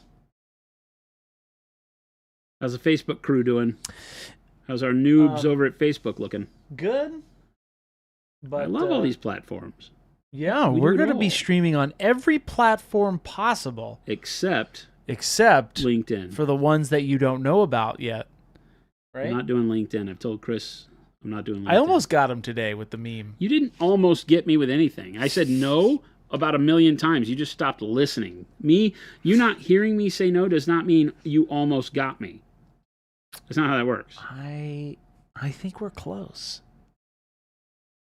I think there's a 1% chance. There is a less than 0% chance. Less than 0? A negative chance? I hate LinkedIn. I know, but that's why I thought you'd be so into this.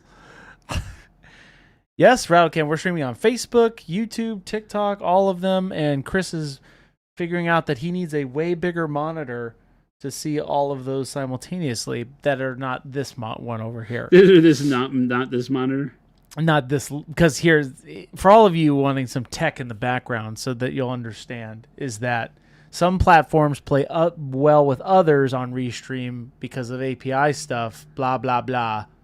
So that's technology. That's why some of you see the YouTube, the all that stuff. So Twitch, basically everybody except TikTok. Yes, Facebook has some limitations as well. Oh, but really? Yeah, they do. But Twitch can see Facebook and YouTube can see it. There's a lot. But regardless, we will get to your questions. That's the moral of that story. We're here for you. I'll just call out the name whatever platform I see. That's what we have been doing. And that's, I guess, the moral of that story. That's also not a moral. What's the moral of that story, Jason? Don't listen to Chris telling you that things are morals. Could be. James Bean from Facebook. Sweet. Perfect. See, there you go. Put him to the test. So that's the traditional way all these big streamers, and by big streamers, I mean we're the biggest in Monument Hobbies over here in the mini painting world. That's why I wanted him to do LinkedIn for the meme. But I could be just like, hey, James Bean. It's James Bean? It's Bean? Oh, you're killing it. Paid professional, chat. Oh, I'm Paid dying, professional, chat. This chat. is it. This is the big one. Paid professional. We're just glad you're here. Whatever platform you're on, if you've got questions, make sure to ask them. And also, make sure to hit all those links you've been seeing me throw up. And by me, the auto-respond bot chat. And by throw up, he means puke. I don't. Yucky. It's good stuff. There you go. My morals are for the greater good. Okay, Emerson, that's cool. Do you? That's what I've always been told. A wise man once told me to do you. Be you, Chris, at all times. Be your authentic self. Yes. It's your own personal mini painting journey. That is true. Be yourself. Enjoy. Don't worry what the outside noise tells you. Yeah. I had an amazing teacher years ago. That was one of her famous phrases. It's your own personal journey. So whenever I hear that, I think of her. What was she teaching? Magic and prunes. You're very happy with yourself on that one, aren't you? I did, because that was the first thing that came to my mind. Wait, what if I suck? Should I still be myself? Yes. 5-star, absolutely. Suck to your greatest potential. To your greatest potential. Don't talk about my friends this way. Nobody Shailene sucks. says, the outside be noisy. And by the outside, if you're talking about the world, man, this is where you can come in here and have all that noise out the door. You like that? I got really hippy-dippy there. That was pretty hippy-dippy. But it is like, true. if you want the silence, man. It's one of the greatest things the hobby is there for, right? Is to silence all that nonsense. Get into that vibe where you can imagine all of the fantastical noises this warjack makes, and it blots out the sun of the internet and all the nonsense and nuisance that comes with it. There you go. I would have liked it in more of a hippy-dippy voice, Jason, but that was pretty good. Nope. Nobody listens to the hippies. They listen to you, though, man. I'm not a hippie. That's why they listen to me. 100%. GK models. Not a hippie. Chris is about to pull out the bongos and recite some slam poetry. Word. Right. GK says, question. Let's get some snaps up in here for Chris. There you go. How do you deal with painting armies when they have a lot of details? Story of our lives. I was going to say, wait a minute. Are there armies? I'm ready to play the game where they don't have the details is my answer to that one. Those don't exist. So for the rest of the question, painting my gray knights seems to take forever. Yep. Okay. 100%. How much is good enough? Ooh, this is a good question. Should I stop at some point and consider the table ready, and at some point down the road paint more details? It's a great question because it's a you answer, right? I can't give that answer to you.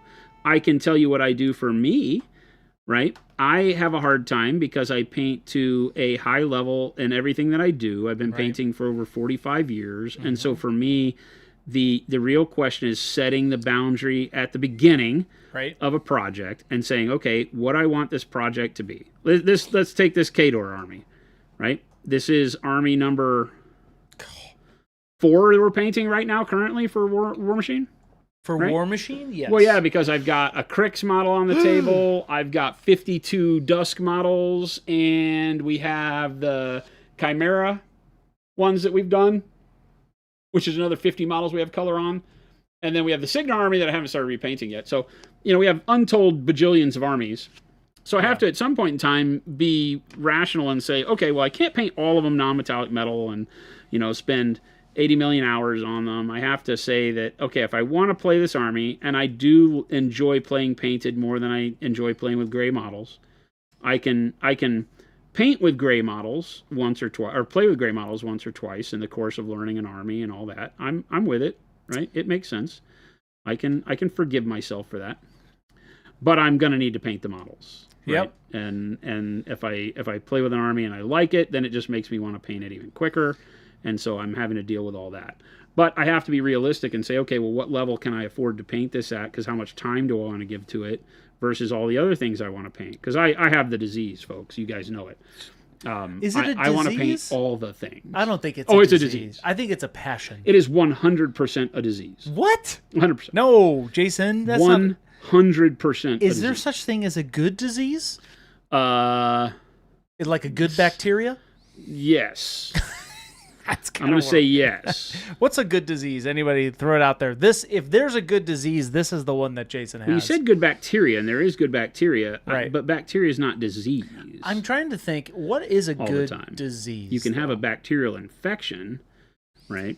I was trying to correlate. It's like saying, are bees nice when you just got stung, right? Like, I feel like that's the deep. hobby disease is one you can afford to have if you can afford to have it. And afford being in a very broad term. If you're allergic to bees may not be the best thing in the world, right? That's true. You know, so make smart decisions and don't get yourself in over your head, and I think it's great. But, yeah. Nice. Hey, Brent, I wanted to make sure I called out your sub earlier. Welcome back. You've been gone for a little bit, I've noticed. But you got 12 months. What's going on? Hope you're doing well. Same with you, Chess Boxing Ogre. The only cure is more cowbell. Yeah, exactly. Bees are nice. They got stung because they're dumb, says Super Duper John. I got stung because I put my hand in the glove that I set down, and the bee decided to call it home. That's the last time I got stung, and I can't be mad. I can't be mad. That bee decided that my glove was a really cool place to be, and bingo, bongo, bango, that's what happened. Yeah, and to kind of go back to Jason's little spiel there. Spiel? I think... is that what it was? Yeah, a spiel. I think you are the one who determines when your army is done or not. 100%. You mentioned being able to paint and then go back and do more later. 100%. Like, especially, that ties into a question we got asked earlier, which is, when you get burnt out. Yeah. Armies with lots of detail tend to burn you out because you get to the... Man, they're a burnout. Well, you tend to get to the point where it's all the little stuff you got to do. The tchotchkes, right? As Chris says, the achechapes, not a word. Shout out to Mom out there. Not a word. Mom's making up words. We need to have an intervention.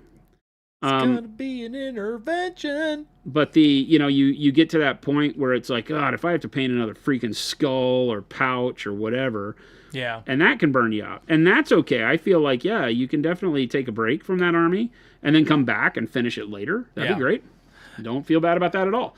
There's a million ways because there's a different way for every artist to handle that situation.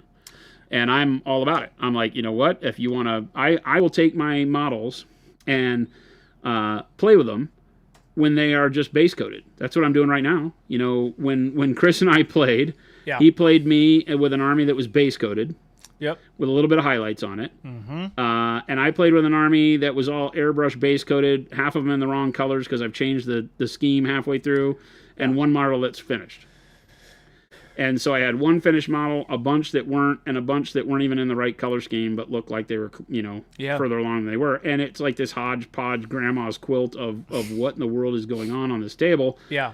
But I don't care. I played with the army. And then I got to play paint. my game. I got to enjoy a night with Chris playing War Machine. And then I bring him back here and I bring him back out onto the desk and we paint more and we continue on.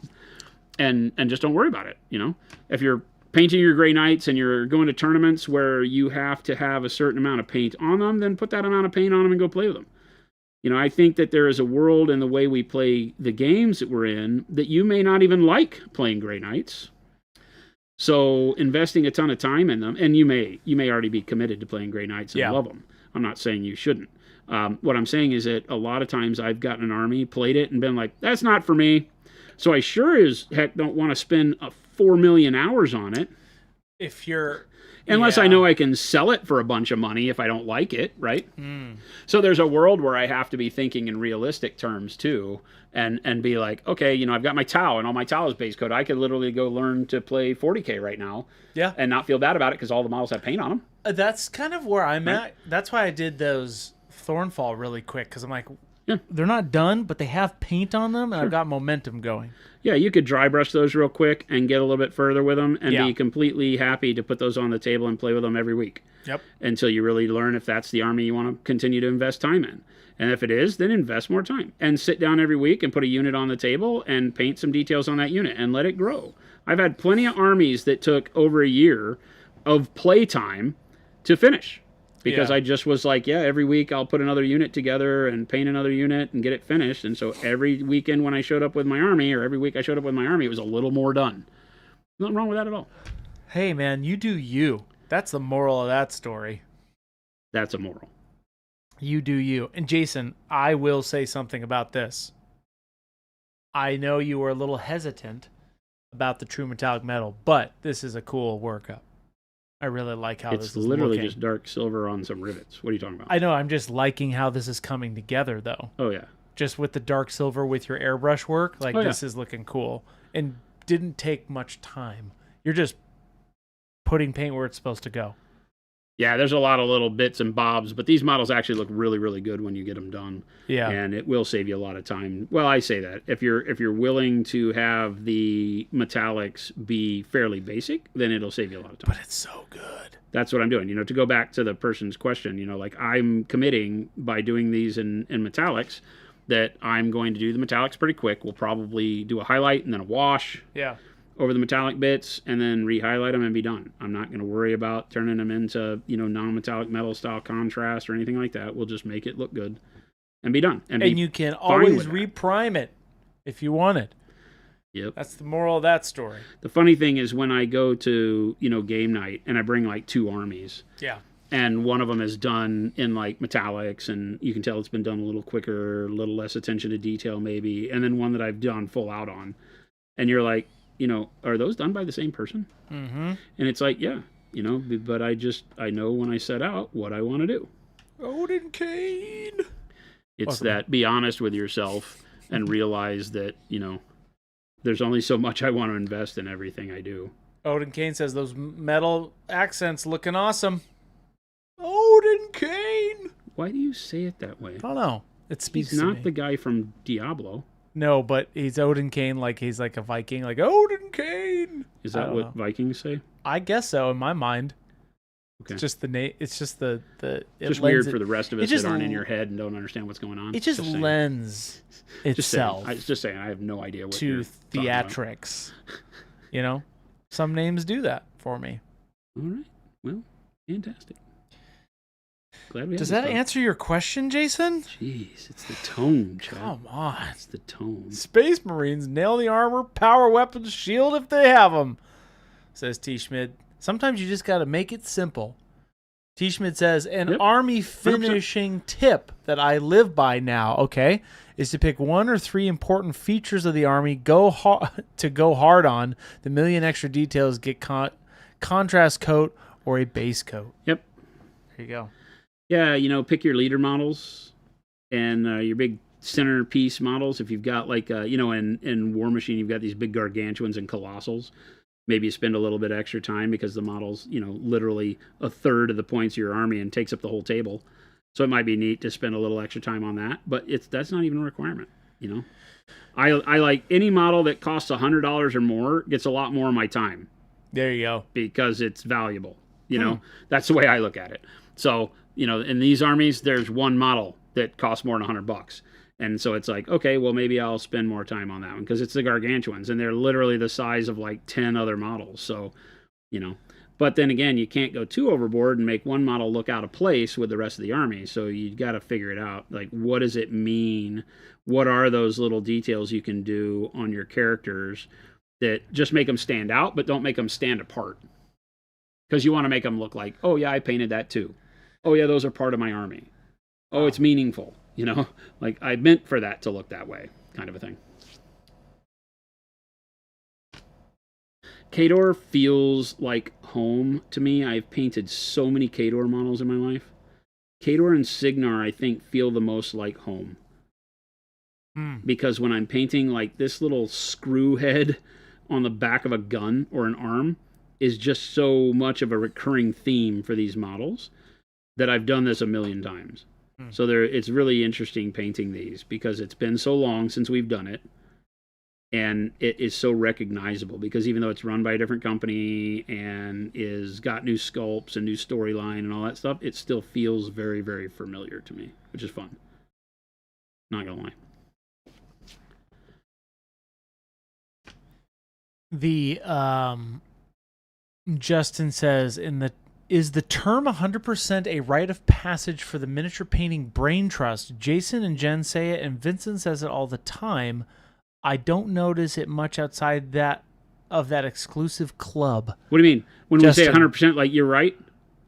Yeah, you might have to explain. I got that from these nerds. I don't know. It's not something that I think I've said my whole life. It's only been in the last few years that, like, I think Gabe and the rest of the team have said 100%. 100% what? I think it's a young kid thing. Like when we say, oh yeah, 100%. When people, it's like an agreement of, I totally agree. 100% with you. Oh. Right? I feel like, there we go. I have no idea where we're going with that, Justin. Who's asking where we got that? I'm hoping that's what you're talking about, though, is my point. Oh my God, Chris. Because I don't know where I got it either. I need someone to blame it on. 100%. Oh my God, Chris. That's what we're talking about, right? Yes. Watch, Justin might be like, nope, not at all what I was talking about, but that makes sense. That's exactly what you're talking about, because that's what we just said. I said 100%. I feel like that was a Jason thing. No. That I don't feel like it was. I feel like you say it all the time. I do say it all the time, so maybe people are starting to get it from me, but I did not start that. Because you say it like 100%. Oh my God. Because like, that's one of Jason's little catchphrases. Yes, and also this is dark silver is what he's using. And what you're seeing, this red, is the scarlet red coming out in set 2. Our one-step scarlet red over dark camo green and pale yellow was the zenithal that I set up. Very Christmassy, that dark camo green. I love dark camo green. Good color. There's nothing Christmassy about this model. You shut your filthy mouth. Colors are, though. No, there's no green left on this model. I meant just in general. Oh my God. Dark silver is so underrated, says Awkwardish. Oh, it's good. C-Mac, yes, we do use this to show you the proof in the pudding to buy the set when it comes out. That's the whole point. I just do it to tease you. That's what they said. What a tease, using colors we can't buy yet. But that's what I said. He's trying to spin it to make it not seem like it's as dastardly as it really is. I'm trying to help Jason out, man. I'm just trying to help you out. I'm here for the dastards. Of course we use stuff we can't sell yet, because then we test it, and we don't just come out with something willy-nilly. We put it in front of you. We do it live. We do. You guys, if you were here, some of you probably remember, because we had the first ever live test of One Step happened on the stream. Yeah, it's true. And then we deleted that. And we did delete that stream. Flip It Monster says, I have a question about painting models without assembling them. Huh? Is it something worth getting in the habit of, or not really? I'm painting my first army, Gene Stealer Colts, so awesome. I'm batch painting a lot, and I'm a bit afraid I might be wasting a lot of time for something that doesn't really matter that much. Great way to put that question, by the way. I paint everything assembled. I say everything. I paint the bulk of what I paint assembled. Oops. Because I want to be able to see the model in its entirety. I want to know which parts of the model shade other parts of the model. I want to know how it's going to look. If there's something I can't get my brush to, chances are you can't see it, so I don't spend time painting it. When I paint in sub-assemblies, it makes it appear like everything, because if I were to take these arms off, then I would spend a lot of time painting the part of the arm underneath here that I can't see. Yeah. And so that might not be a brilliant spend of my time. Depends on the model. I typically will start looking at sub-assemblies on bigger models with wings or, huge gun arrays. We're doing the Taunar Supremacy suit, and we're painting its big gun array separately from the body because it's just too big to wield on the table to paint. Yeah. So there's a world where it just might be like, hey, this doesn't all work. So I have to think about it like that. But, for the most part, it's more of I just like to have my toys assembled. I can get a better feel for what it's supposed to look like. I know how light is going to play on it. I know where my shadows need to go. I get a better overall composition when I paint everything together. There's also the hassle of when you paint them apart that you have to figure out how to assemble it and not have your glue lines show. I have a very simple rule for that. Is if I can't see it, I don't paint it. Except for the inside of his vehicles. He paints all the insides of his vehicles and then he glues the doors shut. False. This is a false thing He's that about Jason to lie to just you, said. chat, so I need some X's in chat. Literally, what Jason said was absolutely incorrect. He is I have never maniac. painted the inside of my model. He's a maniac. But I also have to appreciate those who do that for themselves.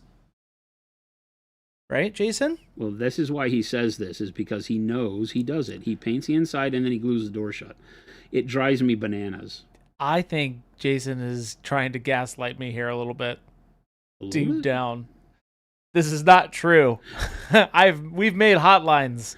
This is false. This is not real. I don't see any X's though. Uh-oh. So maybe they believe. They may believe you. It's the reason why they can't believe you is because I've preached it for too long. You have preached it for a long time. There are too many people out there. But I don't know. I can't bring that up. It's one of the things. If you do that, more power to you because it's your own special, beautiful experience. Circle of hell. But it's okay. I can't understand it, Jason. But I don't judge it.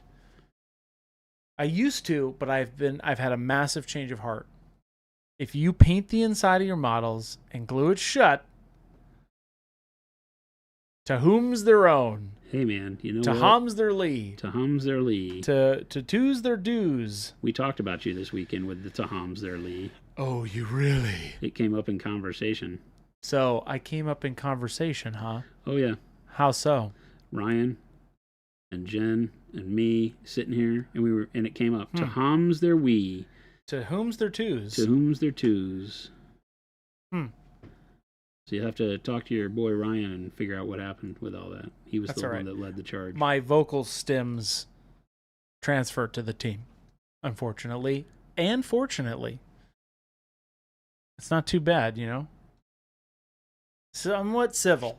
Almost exactly 1 week after being ordered, the Monument t-shirt arrived. Looks great. Fabric is not too thin. It has a great feel to it. Only one regret: you should have bought another one of a different style. Hey. Yeah, the t-shirts are great. Like, they're great quality t-shirts. I've been wearing the crap out of mine. Oh my. LT? I'm pretty sure that Chris is lying, but on the other hand, we all know that Jason is a lying liar that lies. LT with 111 months in OG. Yeah. LT, thank you so much. I am the king liar. But at least I'm honest about it. Hey, you know what, Jason? I'm an honest liar. To whom's their own? That doesn't even make sense. To whom's their wee? To whom's their lee? It's not even a thing. Is it? No. That's what I just said. It's not. It's not. It's not even a thing. This has been a successful unveiling. What do you mean? Paint the interior of a model. It's what... Oh, wow. Okay, C-Max says, paint the interior of all models. It's what's inside that counts. All right. See? All right. Now he's going to do it. See? Now you've changed his ways. Now, here's my question. Do you take a picture before you seal it shut, or is it literally just heck no. You got to leave it to everybody's imagination. Wow. What if you could see the amazing things I painted in there? It's the part of it that you just get to do, and it's like a memory game. It's like, I remember Jason, what that looks like. That's very interesting. Jason, you've bought a lot of pre-built models, correct? Yes. Have you ever wondered if some of these tanks you've bought over time Bought. Sorry. Have you ever thought that you've bought one of these knowing that there could be something painted on the inside? Oh, yeah. 100%. Keeps me up at night. But then, have you ever... Totally keeps me up at night. I wake up and I roll over and I ask Jen, I was like, but what if they are painted? And she goes, shut up and go back to sleep, please. Have you ever checked? She's like, leave me alone. Have you ever checked? Have I ever checked? Yeah. No, I won't do it. I won't allow myself to go tear open all the tanks I bought.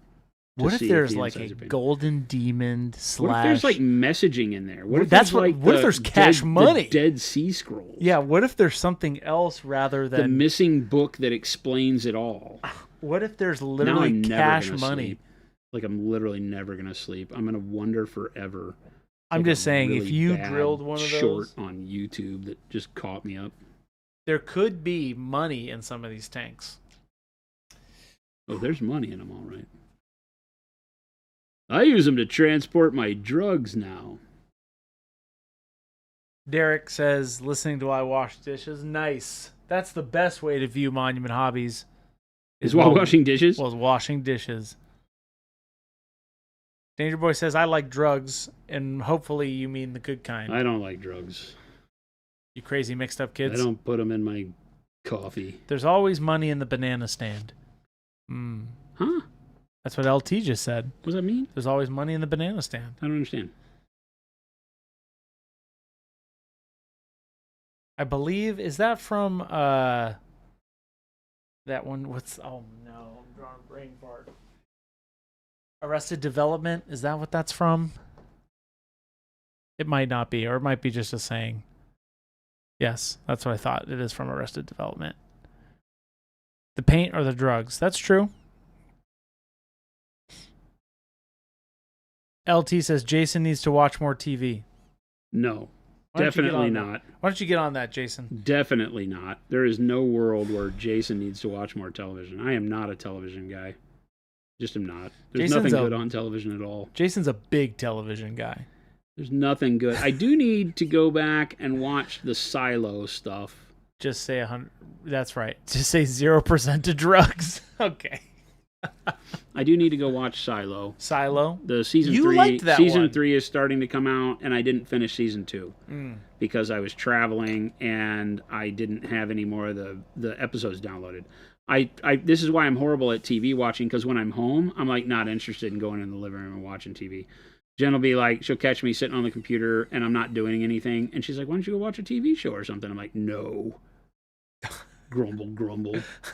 Grumble, grumble. I don't like it. I've gotten to like it less because the dogs come maul me while I'm on the couch, and they don't let me have any space because they want to just get up in your face and love you so much. Yeah. And it makes watching TV super uncomfortable because they're literally one-on-one. Poppy's on my left shoulder, licking my nose, and Cora's leaning into me this side. So I have to stretch my neck, and then by the time I'm done watching, my neck hurts. So yeah. I'm like, nah, I'm just not going to do that. It's not that important to me. Oh, I bet that thing's also a hinge point? I don't know. Maybe? I'm not going to do that. The moral of the story There is no moral. Paint the inside of your vehicles if you want or don't. It's your choice. Grim, thank you for that sub. Meeple is asking, how is Cora? She's doing really well. That's good. It doesn't feel like anything's different, but we don't have a good answer as to why that was happening. Right. And we still don't have any security about it. And worst case is that we just don't like Chris's baby sat for us or house sat for us, and they were fine. Not a fucking problem. Yeah. Excuse my friend.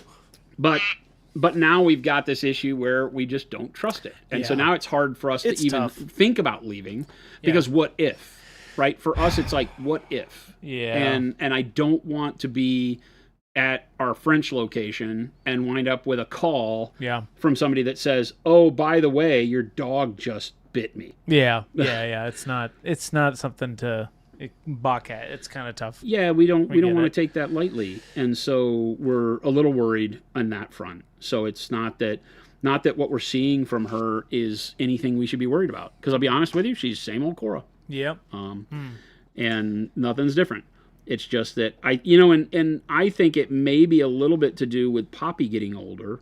Because Poppy going from puppy to, adult dog can be causing some friction in the house because Poppy's starting to act differently too. Not that she's acting poorly. Just different. She's just different. Yeah. And, we brought a puppy into an adult dog's life, and that puppy is now becoming an adult, and they're having some spats. The problem is if you're a human in between the spats, it's like I always think back, a buddy of mine had an Akita.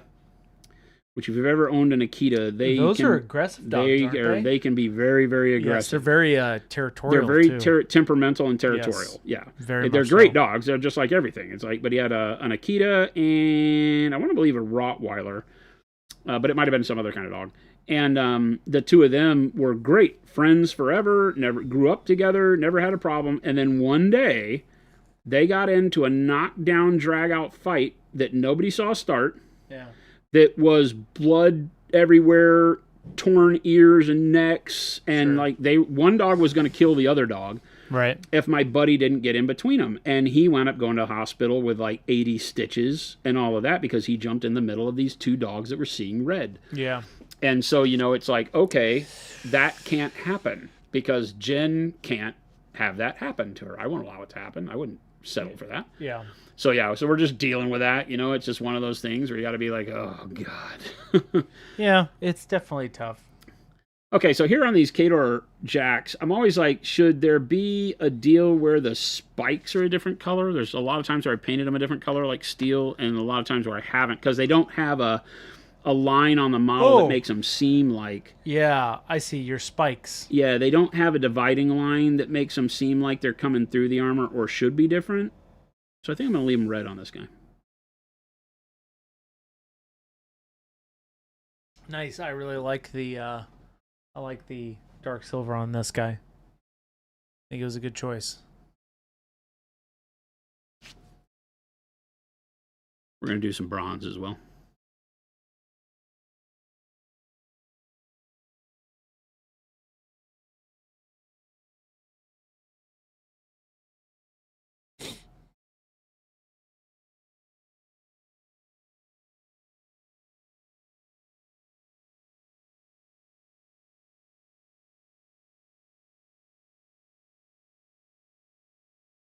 Black and Stuff says, I always feel they are something that would have gotten painted with the main plate. They're part of what they pressed it or something. Yeah, it feels like that to me. But there are a lot of occasions where they just, they look like they're supposed to be different. It feels like they should be steel or something. But when you look at the way the model is, it doesn't. It looks like they're just, cast into the armor itself.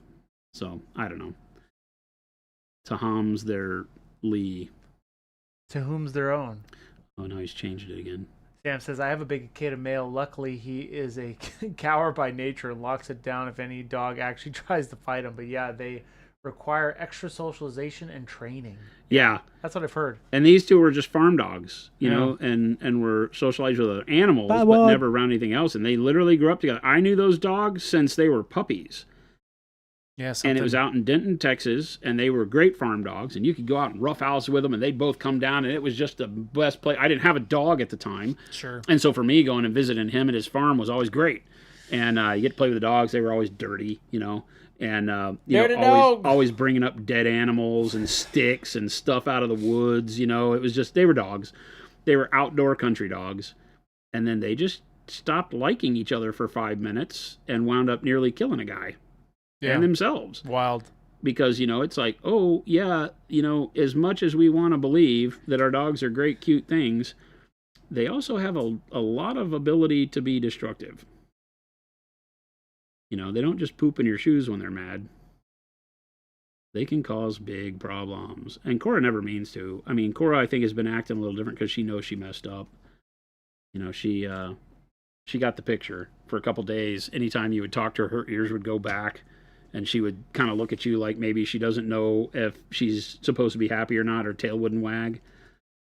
And, now she's back to normal. Now her tail's wagging again. She's coming in and hanging out with me at the desk and all that. But, she knew for a while that what went down was not acceptable. But that doesn't mean it won't happen again. I don't know. you worry about that stuff because I don't want my dog to go away. Right. Jason, it's 4:00. 4:00. You gonna keep going? For a minute or two. For just a minute or two. I've got a meeting with Gabe. I like to glue it. Hey, like Monument. To glue it. Do you guys ever sponsor IPMS regional tournaments? Oh, we have in the past, yes. I'm out chapter secretary of events. Yes, yep, we have. We have. You can always email support with your ideas or requests, and it always gets funneled to the right place. Yeah, 100%. Gabe runs all of that, and we are more than happy to talk to event organizers of any type of event that has to do with hobbying and keeping the hobby growing, and IPMS is definitely part of that, so we are big fans. Feel free to reach out. I'm our chapter secretary of events. Okay, yeah. Nice. Definitely reach out to support, and that's support@monumenthobbies.com. And we have a flat email like that because we don't, we know it gets funneled. So I would do that. No, it is not email support@hobowhite.com, LT. Well, this has been around a long time.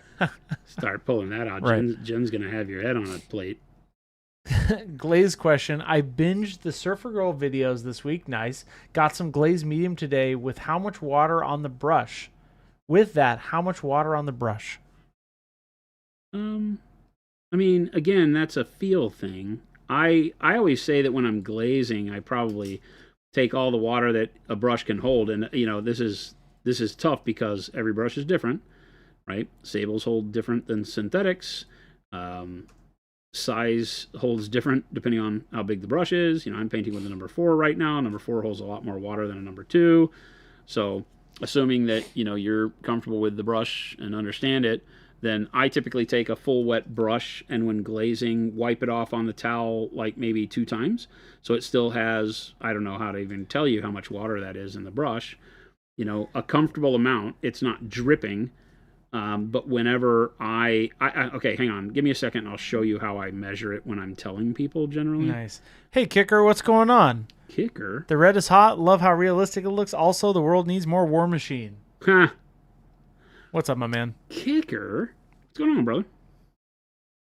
Let me get done with his hand real quick and or these fingers. His 3-fingered claw there. Okay, so if I'm glazing, here's how much water your brush holds. Okay. Right? And so this is a number 4. It's fully just dripping. When I touch it to my hand, I get a big splotch of dirty water, right? So this is as much as I hit it, I'm just going to continue getting water. That's a lot of water in that brush, right? When I'm glazing, I will go get that much water. Remember, when I'm rinsing my brush, I don't squeegee the brush against the side of the cup. I just dip it in, I wipe it across to get the paint out, and then I lift it straight up out of there. And so that's how much water I have in my brush when I say this. And then I have a quad-folded piece of paper towel over on the side. Yeah. Right? And if I'm glazing, I go 1, 2. And then when I come back over here, this is how I teach people how moist your brush should be for glazing. And I say glazing. I could be glazing and leave all the water in there, but typically not, right? When it's wet enough for glazing, no matter what brush it is, it typically will do this. As I pull the brush across my skin, it will leave that kind of wetness. Just a slug trail of wetness. No big droplet. It'll just leave a shine trail for quite a few brush strokes, as you can see, right? It's enough water that, unlike the first time when I showed it, it doesn't leave any puddles. It shouldn't leave a puddle or a drop when you touch it. It should just leave a shiny slug trail as you wipe it on there. And like I said, that's 20 or so brush strokes until it stops. And then that's how I know I've got enough water in there that when I add the paint to it, that it keeps it diluted the way I need it to be, the whole brush load through. Does that make sense? Mm-hmm. Any more that starts pooling up water on your hand, that's too much moisture generally. Now, if you're using it to thin your paint entirely, because on a dry palette, sometimes I'll go with a full brush load to thin it out, but I'm not painting with that. I'm just adding the water to make the glaze. And then I'll go wipe it off again to get to that level. So if you can think of it like that, I think that should help to kind of put it into perspective on where you want it. Nice. I think that answers the question beautifully.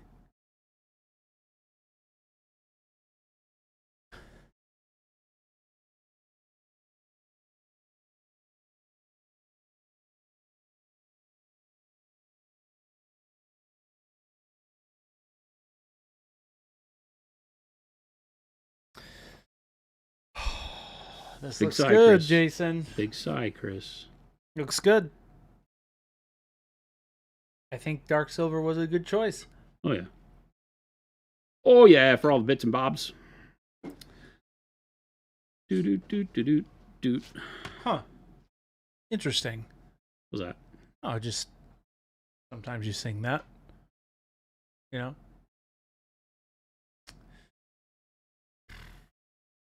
Trying to determine the psychology of when I do doot. No? I do it when I'm driving randomly. I always wonder if Jen's paying attention. Because I'll go doot, and I'll make a fart noise. Nice. And I always wonder if she's judging me. Silently. Are you silently Passionately. judging? Is she judging? We don't judge you here, Jason. Oh, come on. We don't. That's all you do. Me? Yeah. What the heck are you talking about? 100% judgmental Chris. That's It's what his they call me. it's his middle name. It's his middle name. Wow. Chris Judgmental Masushi. That's definitely what they call me. That's definitely the core value of who I am as a man. 100%. Mr. Judgy. Mr. Judgy. I could be further from the truth. Mr. Judgy. I won't accept that as truth or reality. No? Why judge when you can complete the sound? There you go. I never judge. I always question and ask why. Never judge, but very curious. Never judge. Those can be misconstrued as the same thing. They are the same thing. It's like, oh, is that what I we're am doing curious today? why you did this thing, right? Judgy. I feel the judginess. But it's not judging. Oh, I feel the judging. How does one ask if I'm curious if that's judging or not? Oh, it's totally judgmental. I don't think so. You're king judgment, Chris. I'm curious on why you do the things you do. Just curious. Normally he says that by going, oh, so that's what we're doing today. Well. See? No, I would Doesn't genuinely feel judgy at all, does it, Jack? I would genuinely tell you. If what? No, I'm just going to leave it there. See? Judging. No, here's what I would say. Here we go. Typically, when I ask Jason, what are we doing today? It's never because there's things that I need from him, which in reality, I do need things from him. But then I say, hey, what are we doing? And then he's like, painting a model. And then I'll be like, okay, what model are we painting? And then that goes into my whole workflow. And then I say, what's it to you, Chris? And then I say, well, that's what the check is for. What check? The one you pay me. You get paid? The truth revealed. You get paid? I do. Who allowed that to happen? But I wouldn't be... I'm never judging. I just question everything you do. Exactly. As a man and a human. Which is literally judging. It's like the definition. When I look up judging...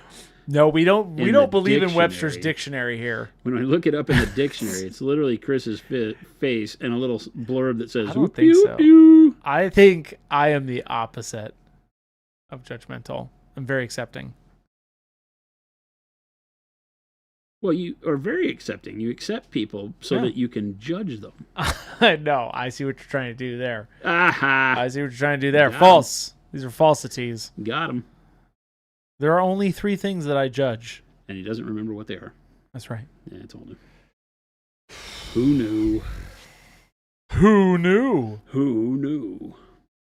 That's a great segue into the end of our stream, Jason. Is it that time? You tell me. Is it about that time? Closing time Oh, God. is the name of this thing that won't get us copyrighted. They don't do that, Chris. Oh, they do. They don't do that, Chris. I think they do. It's not a thing. It feels pretty good. Ogre is asking, what exact model is this?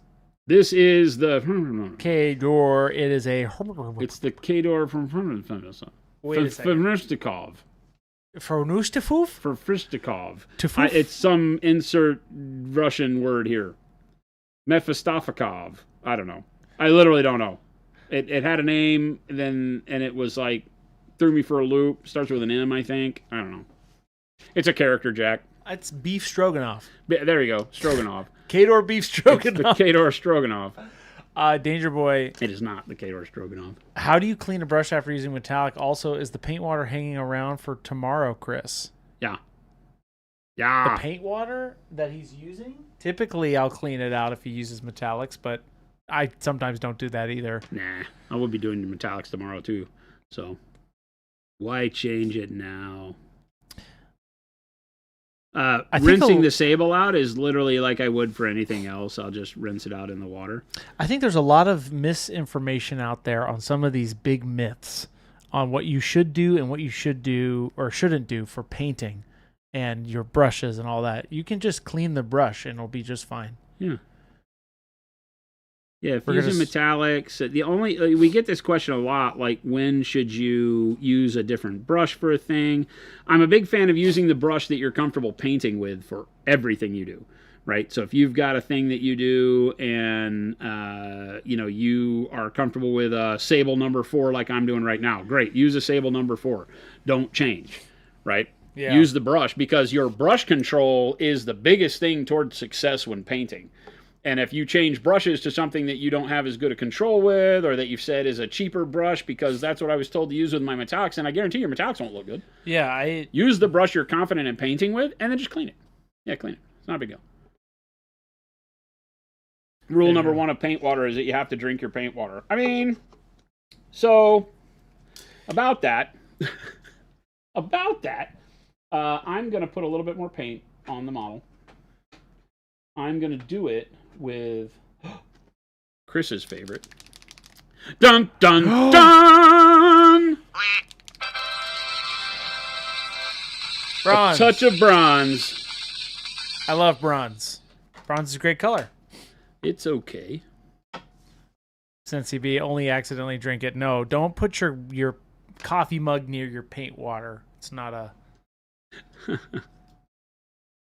You cannot question an action without first making a series of foundational judgments, says Better Off Ted. I like this guy's way of thinking. Wow.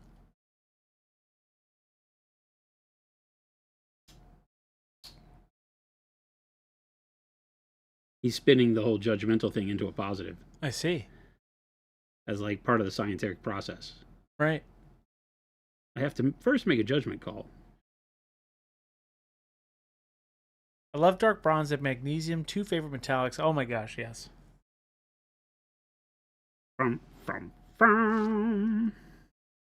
The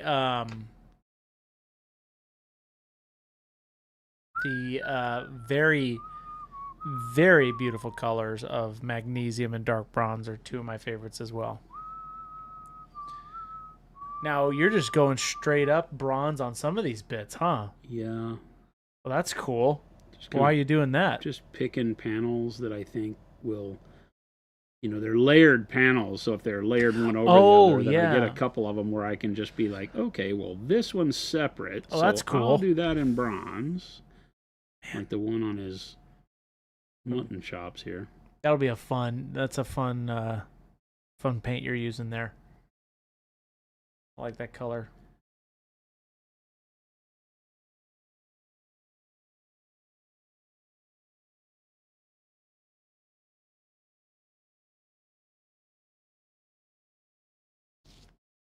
The traditional Khador colors. I have never had a Khador army that was red. I've had 2 Khador armies. Yeah. And bits of a third, and they were never red. They were always something else. Well, it's a lie. I mean, some of the models that I got from third-party people were red, but I never kept them red. What was that purple one you did? Purple one? That is Signar. Signar. Okay. Yeah. Okay, got it. That was Signar. Storm Legion. I don't know what the Jack is called, but that's this guy. Yeah. That's probably one of the last times we did a lot of metallics. Right. Yeah, this is Storm Legion. Yeah, because when I think of how you do your metallics, I think of this model, right? Like it is not non-metallic metal, but your true metallics look shinier here because of the way you've placed it. Right. Yeah, I will darken them up and then highlight in the area where I want the highlight to be. So no matter how you turn the shadow, you see the metal's darker on this side, even though the light is facing it. And then when I keep it in the same light, it gets brighter where I go. Right. That's what I'll do for all of them. That's what I think of when you say true metallics, obviously. Yeah. Like it still almost has this. I use the reflectivity of the paint to do the job, but I only let it be reflective in like one direction. Right. So that it kind of does the shine where I want it. And that's what we'll do here. They'll be similarly painted. Yeah, I like this one. If I were to do Storm Legion, I would definitely do them in purple like this. I think it looks good. Cool. The purple with the white accents is good. And we're into that kind of thing. If you're into that kind of thing.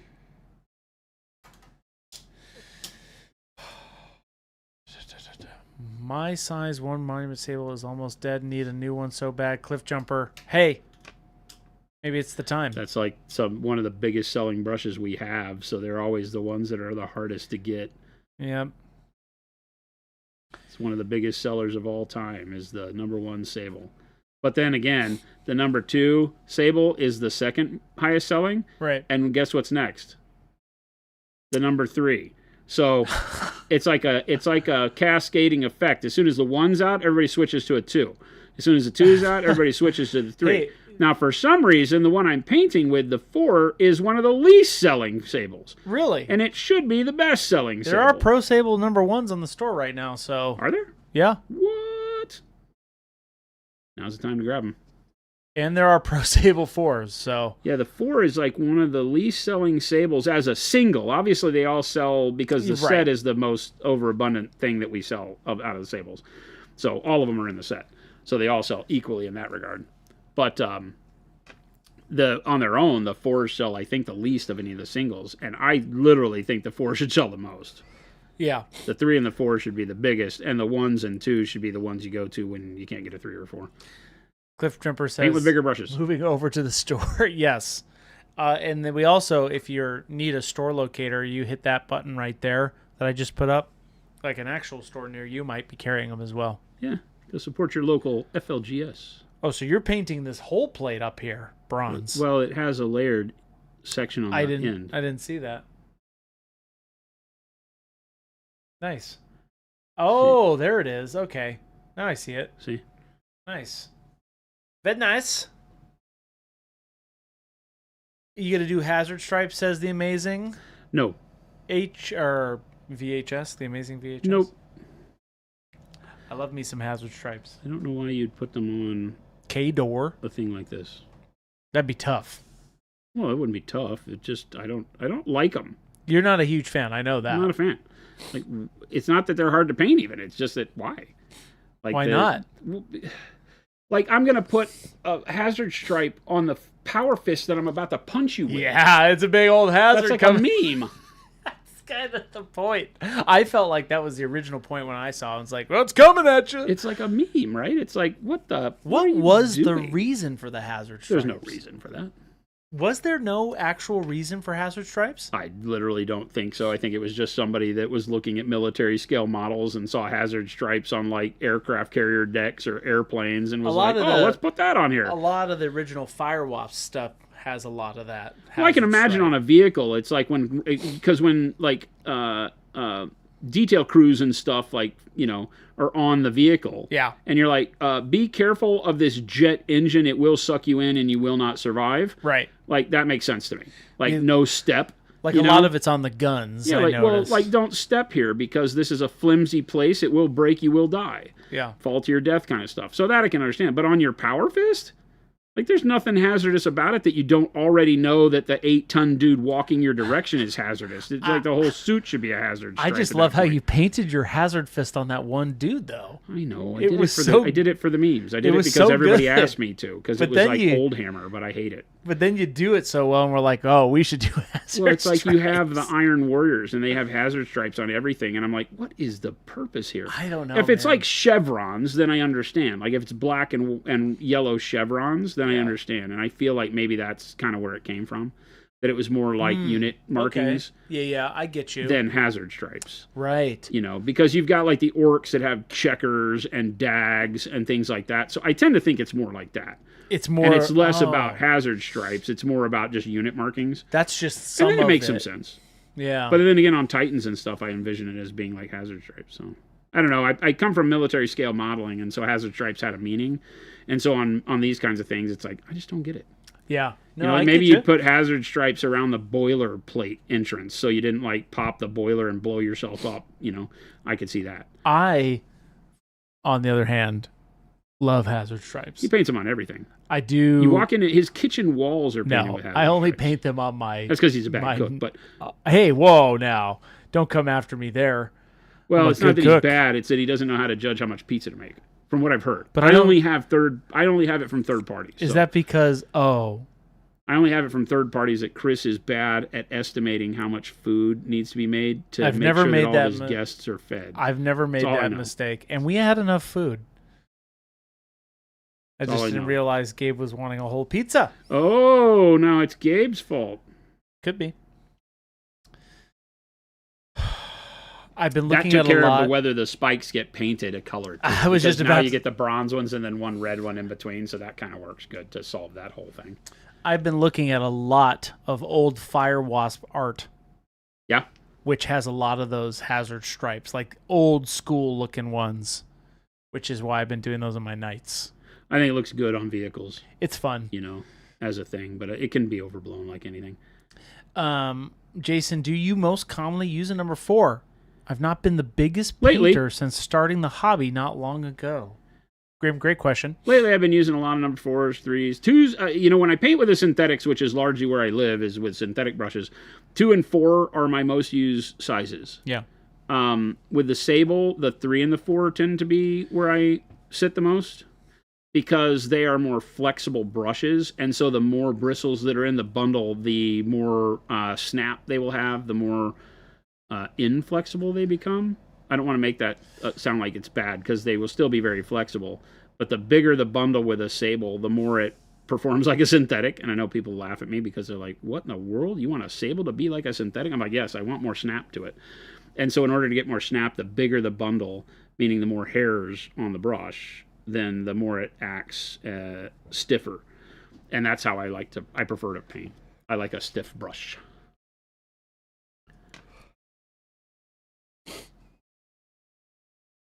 It allows me to paint quicker, get a very even distribution of paint with every brush stroke. But a Sable will hold a better point under pressure than a synthetic will.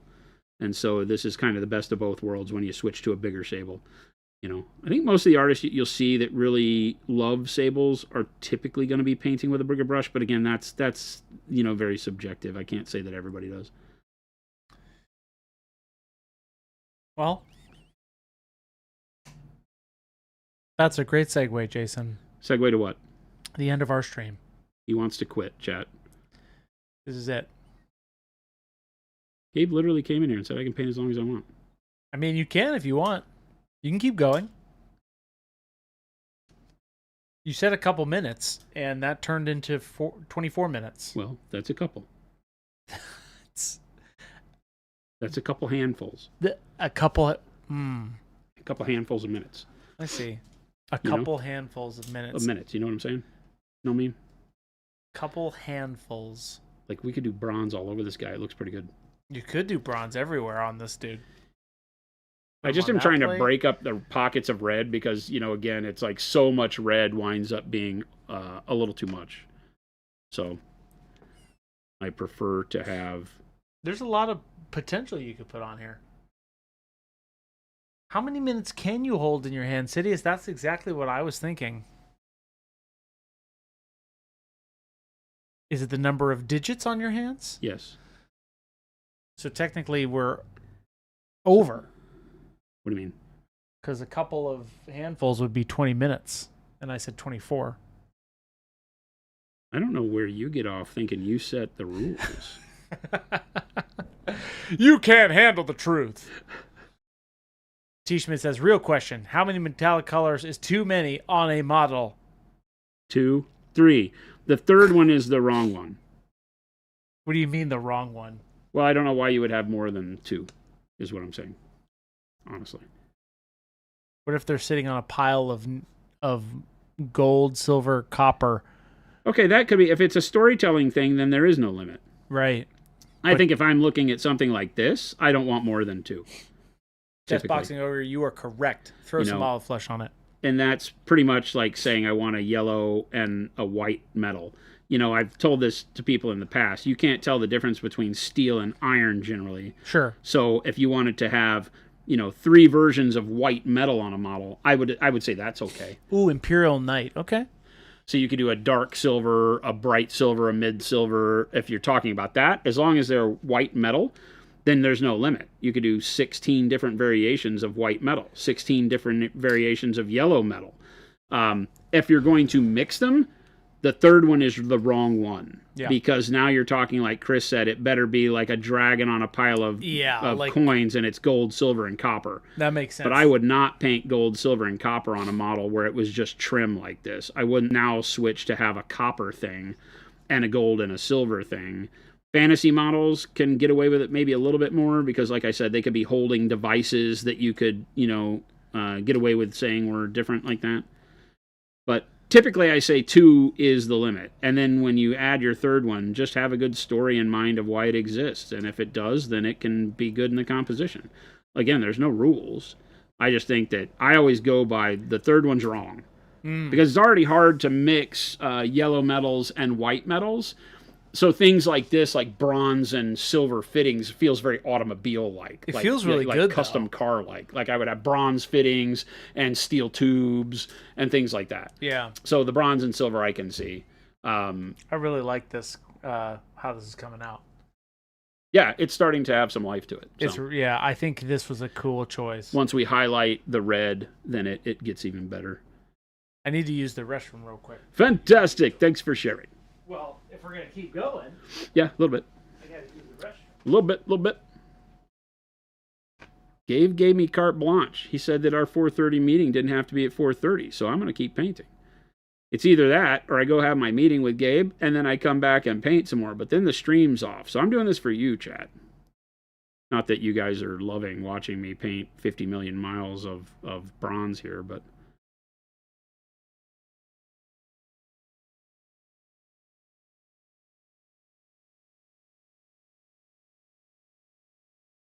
I do love our metallics.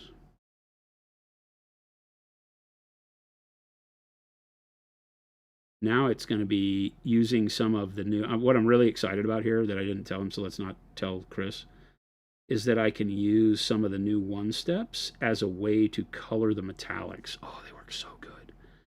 So like the bronze yellow and the olive yellow over the top of this bronze, it's going to be so good. So good. The dark brown.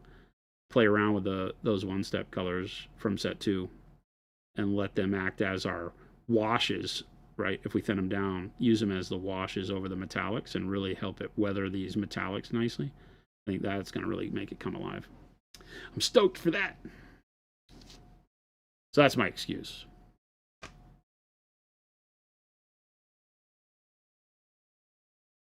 Don't tell Chris. You guys rat me out. I know where you live. Don't do it yet. He's back. Don't do it.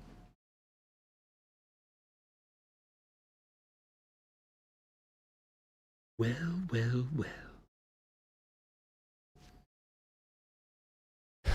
No, I didn't want to end the stream because I had to use the restroom. I was ending the stream because I was respecting everybody's time, including yours, chat. But we're going to keep going.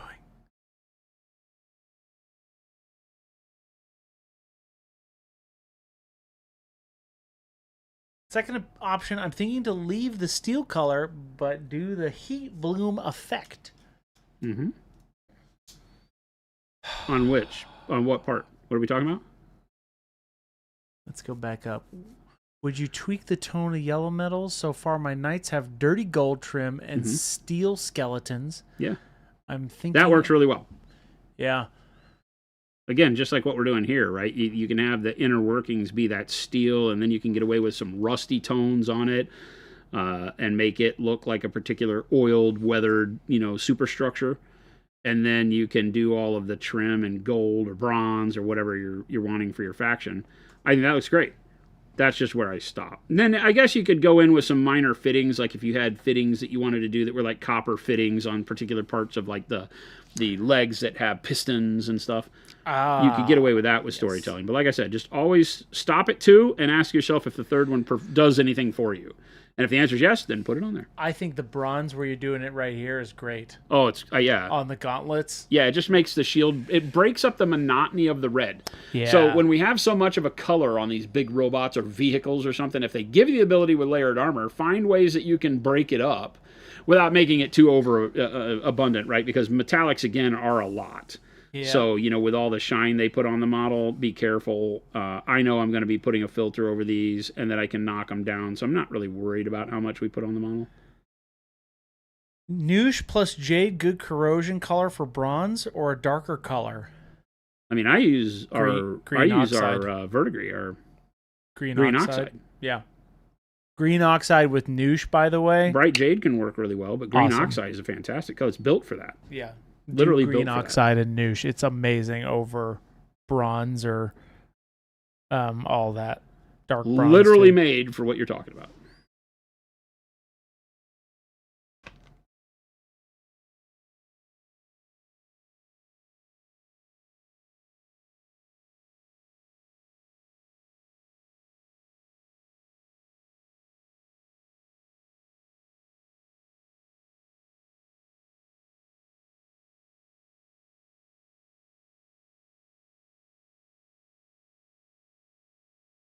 Our internet at the house has been out for like 24 hours.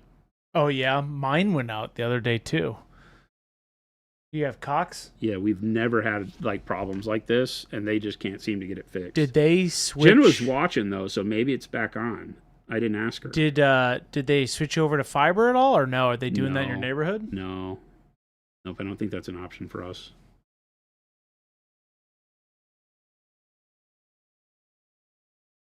Joey says, thank you guys for continuing the stream. I'm hobbying alongside you. Awesome. Welcome. Enjoy. Panic Bomb says, wondering how green oxide and special sauce would look. Fantastic. Yeah. Fantastic. I mean, it depends on, it's going to look great. What are you going to use it for? It came back on at 1:30. It went out at 7 p.m. last night, says Jen. Oh, God. But she said it came back at 1:30. Nice. Great. My power went out yesterday. I was playing Diablo. I was playing PoE. Oh. And I was in the middle of a really juiced map. No. And it was going well, and then it hung up, and I was like, I just lost my map. Great. Thanks, Cox. I appreciate you. You're great. My power went out for 2 hours last night or First yesterday? world problems, I know, but come on. Yeah, seriously. Yeah, but it wasn't too long, which is nice. I get those big storms up by Lake Bartlett, and then all of our Carefree can't handle it. Oh, yeah. The little generators. Oh, we're going to get through it.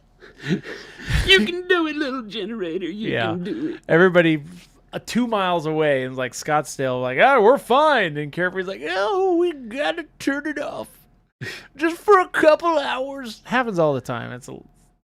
Those Phoenix haboobs are wild. Super duper John, that means 2 things. What did you call me?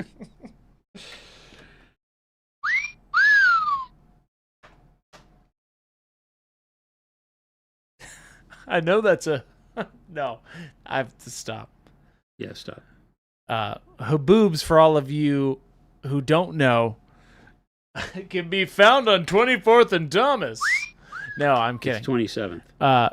Don't you badmouth 24th. Wait a second. Yeah, you've been in the wrong part of town, Chris. A haboob is a massive wall of dust. It's a big dust storm that us probably seen them. If you've get. ever seen pictures about Arizona, I guarantee you one of the photos cautious is the haboob rolling over the mountains into the city, the valley. I would just be cautious when you Google that. Make sure you spell it out right. You never know nowadays. I'm going to sneeze. Bless you, my child. Chris is going to use the power outage as a platform for his election. You bet I would. Under me, there'd be none of this nonsense. But Power does what Chris says. the monsoons are coming. I don't get it. Happens every time. 60% of the time, it works every time. Or wait, it's the other way around. Oh. You're trying to get elected. It was happening during a middle of a game with Philip and Gabe. It was very upsetting. I had to reconnect. A little bit more. You can do it. You can do it, little one. You got this. Who are you talking to right now? I'm talking to whatever part of the process will listen.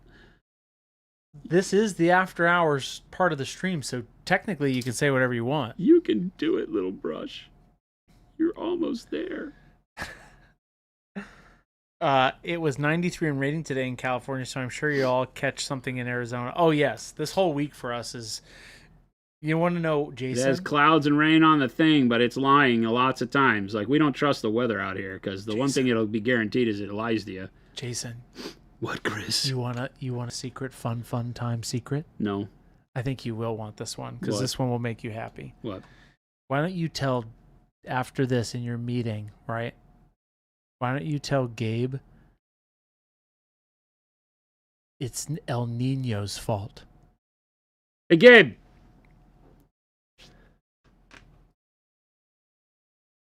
It's El Nino's fault.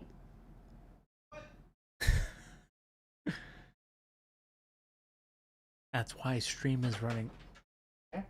It's El Nino's fault. Oh my. You got mad. What was that about? I did what you said. Now you got to explain it. So, because this is El Nino. Uh-huh. Right. So it's a super. When he was on vacation at the beach, I guess a lot of people might have been saying it's El Nino. Uh-huh.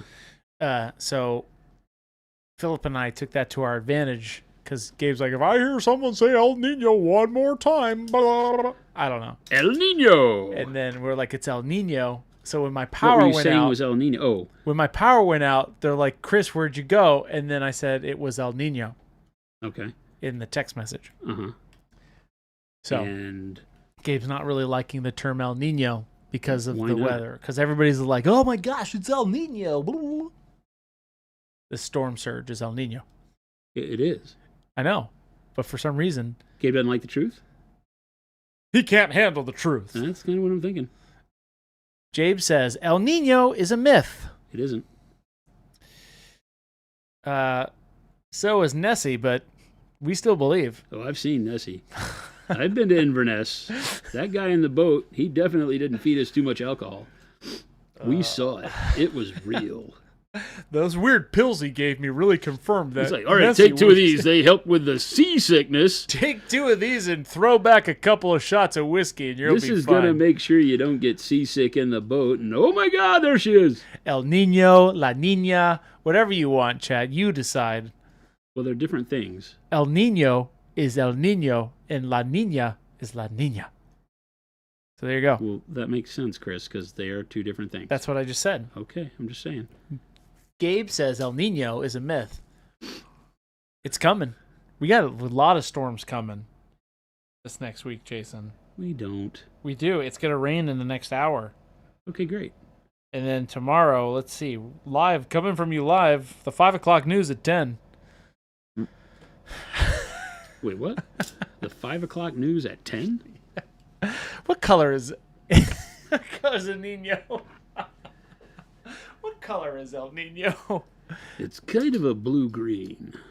Ooh. With a flash of orange for good riddance.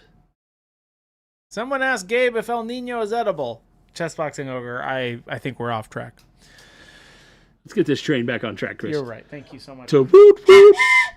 To woot woot. Take that, El Nino. That was me, old man yelling at clouds, El Nino. To woot woot. That's my mocking of your thing. What? One more time? To woot woot. There it is.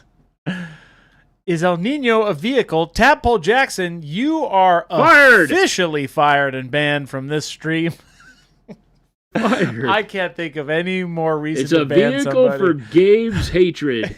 Is El Nino a vehicle? It is a What? vehicle for Gabe's hatred. So What yes. has this stream become? It's always been this, Chris. It didn't become anything. He's starting to get delirious. Yes, Jason, we need to get... Jason's becoming delirious. Oh my God! It's the dude, paint fumes. It's all of the El Nino.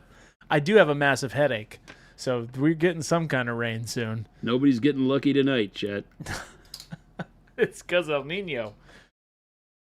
You want to know who's getting lucky? El Nino. Whoa! El Nino is a bunch of hot water, says Ghost Hunter. Ha! That's true. That's the best science joke I've heard all day.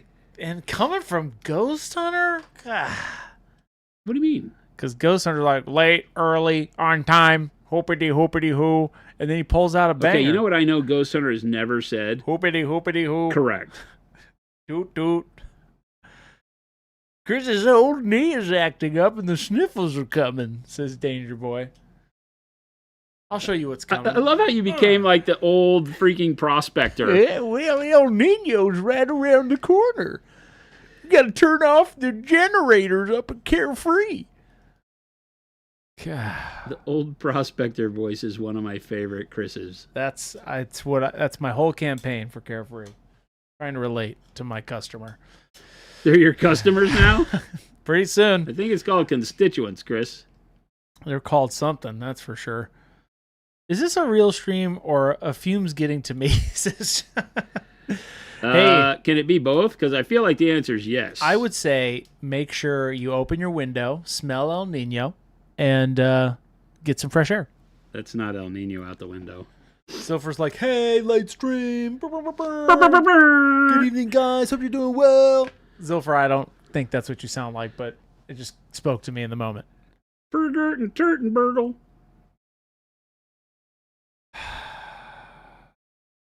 Big sigh, Chris. It's El Nino, man. It's right around the corner. Okay, so you flogged that horse. What horse? The El Nino. If you dare think I could flog a horse too much, you are incorrect, sir. I think that we're learning that. I Can flog. am the flogging, The king of mechanism. horse flogging. the king. This Mex is in check. I know when the bit Is dead? is dead and when I can keep it going. You literally and once don't it's, know when the bit is and dead. once it's dead, that's when I double down. That's Jason. we see that. I know exactly when it dies. We see that you don't. I know. That's the point. Jason, my friends have been saying your mom for years, so I have to combat with some kind of something. Chris, what have I told you? Your mom. No, what have I told you? I haven't said that to you. You said, Chris, you're a good man, and I want you around. No, what did I say? You were like, El Nino's a myth. I know. What did I say? Christopher, what did I say? You said, I said, those are not your friends. no, Gandalf. I told you, those aren't your friends. I don't believe. He's like, my friends keep saying your mom. And I'm like, Chris, those aren't your friends. And he's like, well, what do you mean they're not my friends? I hope so. On paper, they are. In this legal binding document, they are. Legally binding. You make people be your friends? Of course I do. Wait, what? Twisty Farmer says, has Chris been using Color Forge spray primer in the building again? He's been huffing it. That's my Friday night. Don't do that. Like, we're going to eat tacos and huff paint. Jabe says, if you say El Nino one more time, we aren't. Oh, wow. I just technically said it. Oh, no. No, I have the sniffles. It's all coming for us. This El Nino. Gabe, I kind of blame you. Bald man's like, Jason, that boy ain't right. No, he's never been right. I've been trying to tell you people this for a year and a half. And what have you done for me? Nothing. When I blink twice, you don't call anybody for help. You just leave me here to fend for myself. And so now you reap what you sow, chat. You have to wallow in this with me. That's it. That's how this works. And he gets to say, this is it. You'll miss me when I'm gone. You will. Uh-huh. Yeah. They got to sign an NDA for Chris's friendship. That's correct. You do. That's the point. Hey, you know what though? We're glad you're all a couple here. Of who's and a Mo. And we're glad you're all. I haven't seen Mo today. Well, he's smart to stay away. Where are you? He's smart to stay away, Chris. Panic Bomb says, I mean, we do give Chris a hard time. You don't give me a hard time. You speak the truth at all times, chat. You don't give me a hard time. I don't consider this a hard time. Chat speaks the truth? I don't call it, we call Jen in on Fridays, Jason. That's true. You do. We get the big guns on Fridays. They have treated Jen with the utmost in respect and dignity. I'm sure. Because they become a totally different chat. They do. They're probably very loving and caring. But like I said, I kind of get this weird feeling like I don't really know what's going on Fridays because I'm like, wait a minute, are these the same people as they're like, yesterday? oh my gosh, or do we have like a whole different group of people? Because I feel like it's kind of a new group of people on Fridays. They're like painting and frolicking, and I don't want to deal with this schmo anymore. Schmo? What? How dare you talk? They don't want to deal with it. I get it. That. I understand. I'm not for everybody. I'm not for everybody. I get it. I get it. I'm not for everybody. Oh, I know. I 100% know. But when those highlighting edges, and Jason gets into those highlighting edges, you know who to call. What, when I'm not paying attention to them? No. Just like when you're in it deep with in the those, zone, right? And it typically comes with the highlighting edges. It really does. That old cat says, "Going late again today?" You're going late. Hey. Don't you talk to me that way. We love you, Chris. I'm Team Chris all day. Hey, Danger Boy. I Thank appreciate you. that. But I take all the slings and all the arrows so that Jen and Jason don't have to. Oh, now you're protecting Jen too. Jen, of course. Okay. No, we're going late. This is the after hours portion of stream. If you are new here, great segue. I have to stop because I have to go give Gabe some time. Gabe's going to get jealous.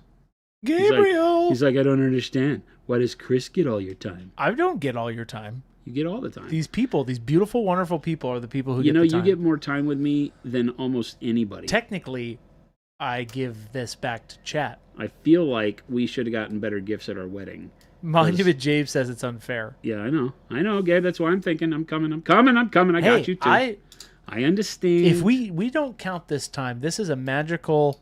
This is a magical time that we give to the people, Jason. Oh, great. Not for me. It's for the people. I feel like that's a lot of bronze. I'm okay with it. I mean, if you're into that kind of thing. I think that's a good setup. We're at the point where now it's about washes and detailing, and you'll see that a jack can go... Well, there's still a lot of highlighting to be done on the red, but I'll do the washes on the metallic first, and then we'll have a really nice warjack. Ta-da! And look, it's painted all over instead of just on like that section and not anything on the back. I will say this, Jason. Except that this other guy's kind of much bigger. But I will say this. All jokes aside, I'm very excited for this workup. On the Kador? I think this looks dope. Yeah. I really do. It's probably the army that could get finished the quickest with this process, because cool. The jacks have a lot of metal that you have to do this work on. The normal guys don't have near as much. This is going to look great on the table. The Kador emblem will be white. It's going to be white? Yeah. What? Yeah, I'll do the Kador emblem as white after it's all said and done. It could be yellow, but I think white. White's going to be cool. There you go. There you have it. I like that it looks different from the Blood Angels, but the same colors pretty much. Yeah, I mean, that's a nice thing that metallics give you is the ability to paint things in similar color schemes, right? Oh, yeah. Oh, I like both so much for so different reasons. Well, yeah. Right? I'm always gonna be more partial to the non-metallic metal, but the time it takes is just extreme. Like you're gonna get comparatively speaking. Oh yeah, technically you're not there on Friday, but that bronze is pretty close to the bronze I was doing on the non-metallic bronze on the axe there though. So this, yeah. Once we do some washes on it, that's kind of what everything will look like. And we haven't highlighted the red as much so that it can be a little bit dingier on the Warjacks. Because, you know, I imagine them, you know, diesel smoke belching, you know, there's going to be a lot of soot and everything's not going to be as bright and polished. Yeah. No, this is cool. Thank you for doing the workup. We'll have some fun with it. Fun. Till Daddy takes the T-Bird away. I never realized how small Warjacks got. I thought they were all Dreadnought size, not 40 millimeter base small. They're all 50 mil bases. There's no 40 mil. No, all the Jacks come on 50s, except for there are some 40 that are really small, like yours. Come on smaller bases. Some of them do. I noticed. I looked it all up. Some of the light Warjacks come on really small ones, if they're like your little pigs, or I think yes. the Cricks. Has some little rat ones come on 40 mil bases or something like that, but I don't know. Well, now that I think about it, I don't think they do. I think they're on 50s because I think 30 and 50. I think the game only has 30, 50, and 80. 40. Some have 40s. Some have 40s. The gargantuans are all 40s. Yeah. The characters are on 40s, so they do have some Jacks that are on 40s. Yeah, but.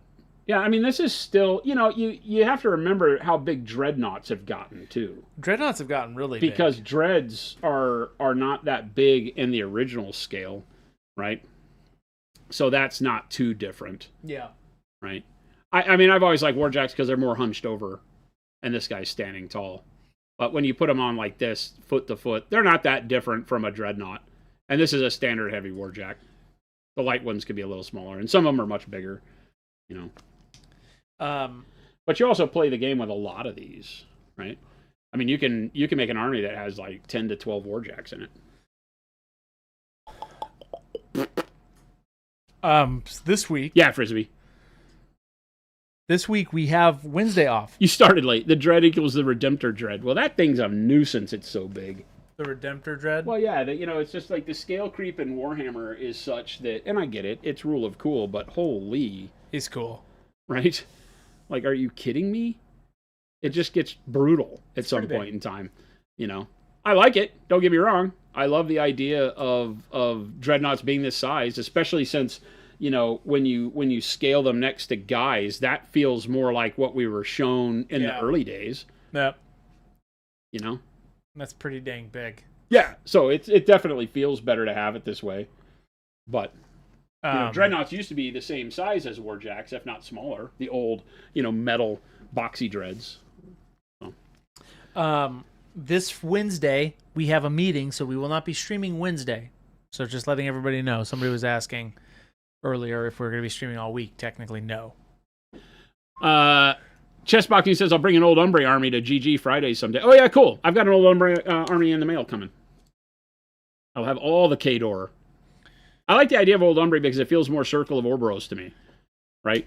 I like werebears and werewolves and stuff like that. Werebears. Yeah. One of the cool things with Conflict 47, or the fantasy version of Bolt Action, not fantasy, but the weird war version of Bolt Action, is neat because it has the shape-shifting bear warrior guys. And it's pretty fun. Rip Boxy Dreads. I mean, the Redemptor is still the Boxy Dread on steroids. It's what we always wanted the Boxy Dread to be. It just has longer legs. I don't like the long leg part of it. I wish they made it stockier, but scaled at that size. I just think it looks silly at that scale, right? So the new one is probably better with the more balance on the legs and torso. Skillless Bacon, what's going on? We're about to quit. Thank you, everybody. Make sure to check out the links in chat. Join up on our Discord if you're not there. If you're watching us for the first time live on one of TikTok or Facebook, welcome. Those are new platforms for us streaming too. So thank you for hanging out with us during the show. And remember, we do this Monday through Friday. Normally, we're going to skip. I won't be here Wednesday or Friday this week. Wednesday will be off air because we have our quarterly leadership meeting. Right. So it's an all-day meeting where the leadership team, which includes Chris and I, are off working. So we won't have any stream on Wednesday. I will be gone on Friday, but Babel J will be here, right? No. No. We won't have a stream on Friday. No. Oh, because you don't work on Friday. I don't work on Fridays. He gets off. So no Wednesday or Friday this week, but normally we're Monday through Friday from 2 p.m. to 4 p.m. Monument Standard Time here in Phoenix, Arizona. So we'd love to see you back. So if it's your first time joining us, hello, welcome. Hit the sub and the like button, depending on what platform you're watching on. And we will be back again tomorrow with some more metallic painting on our Khador Jack. And I'll try to remember the name of the damn thing. I don't remember what it was. But Beef Stroganoff Jack. It is beef stroganoff.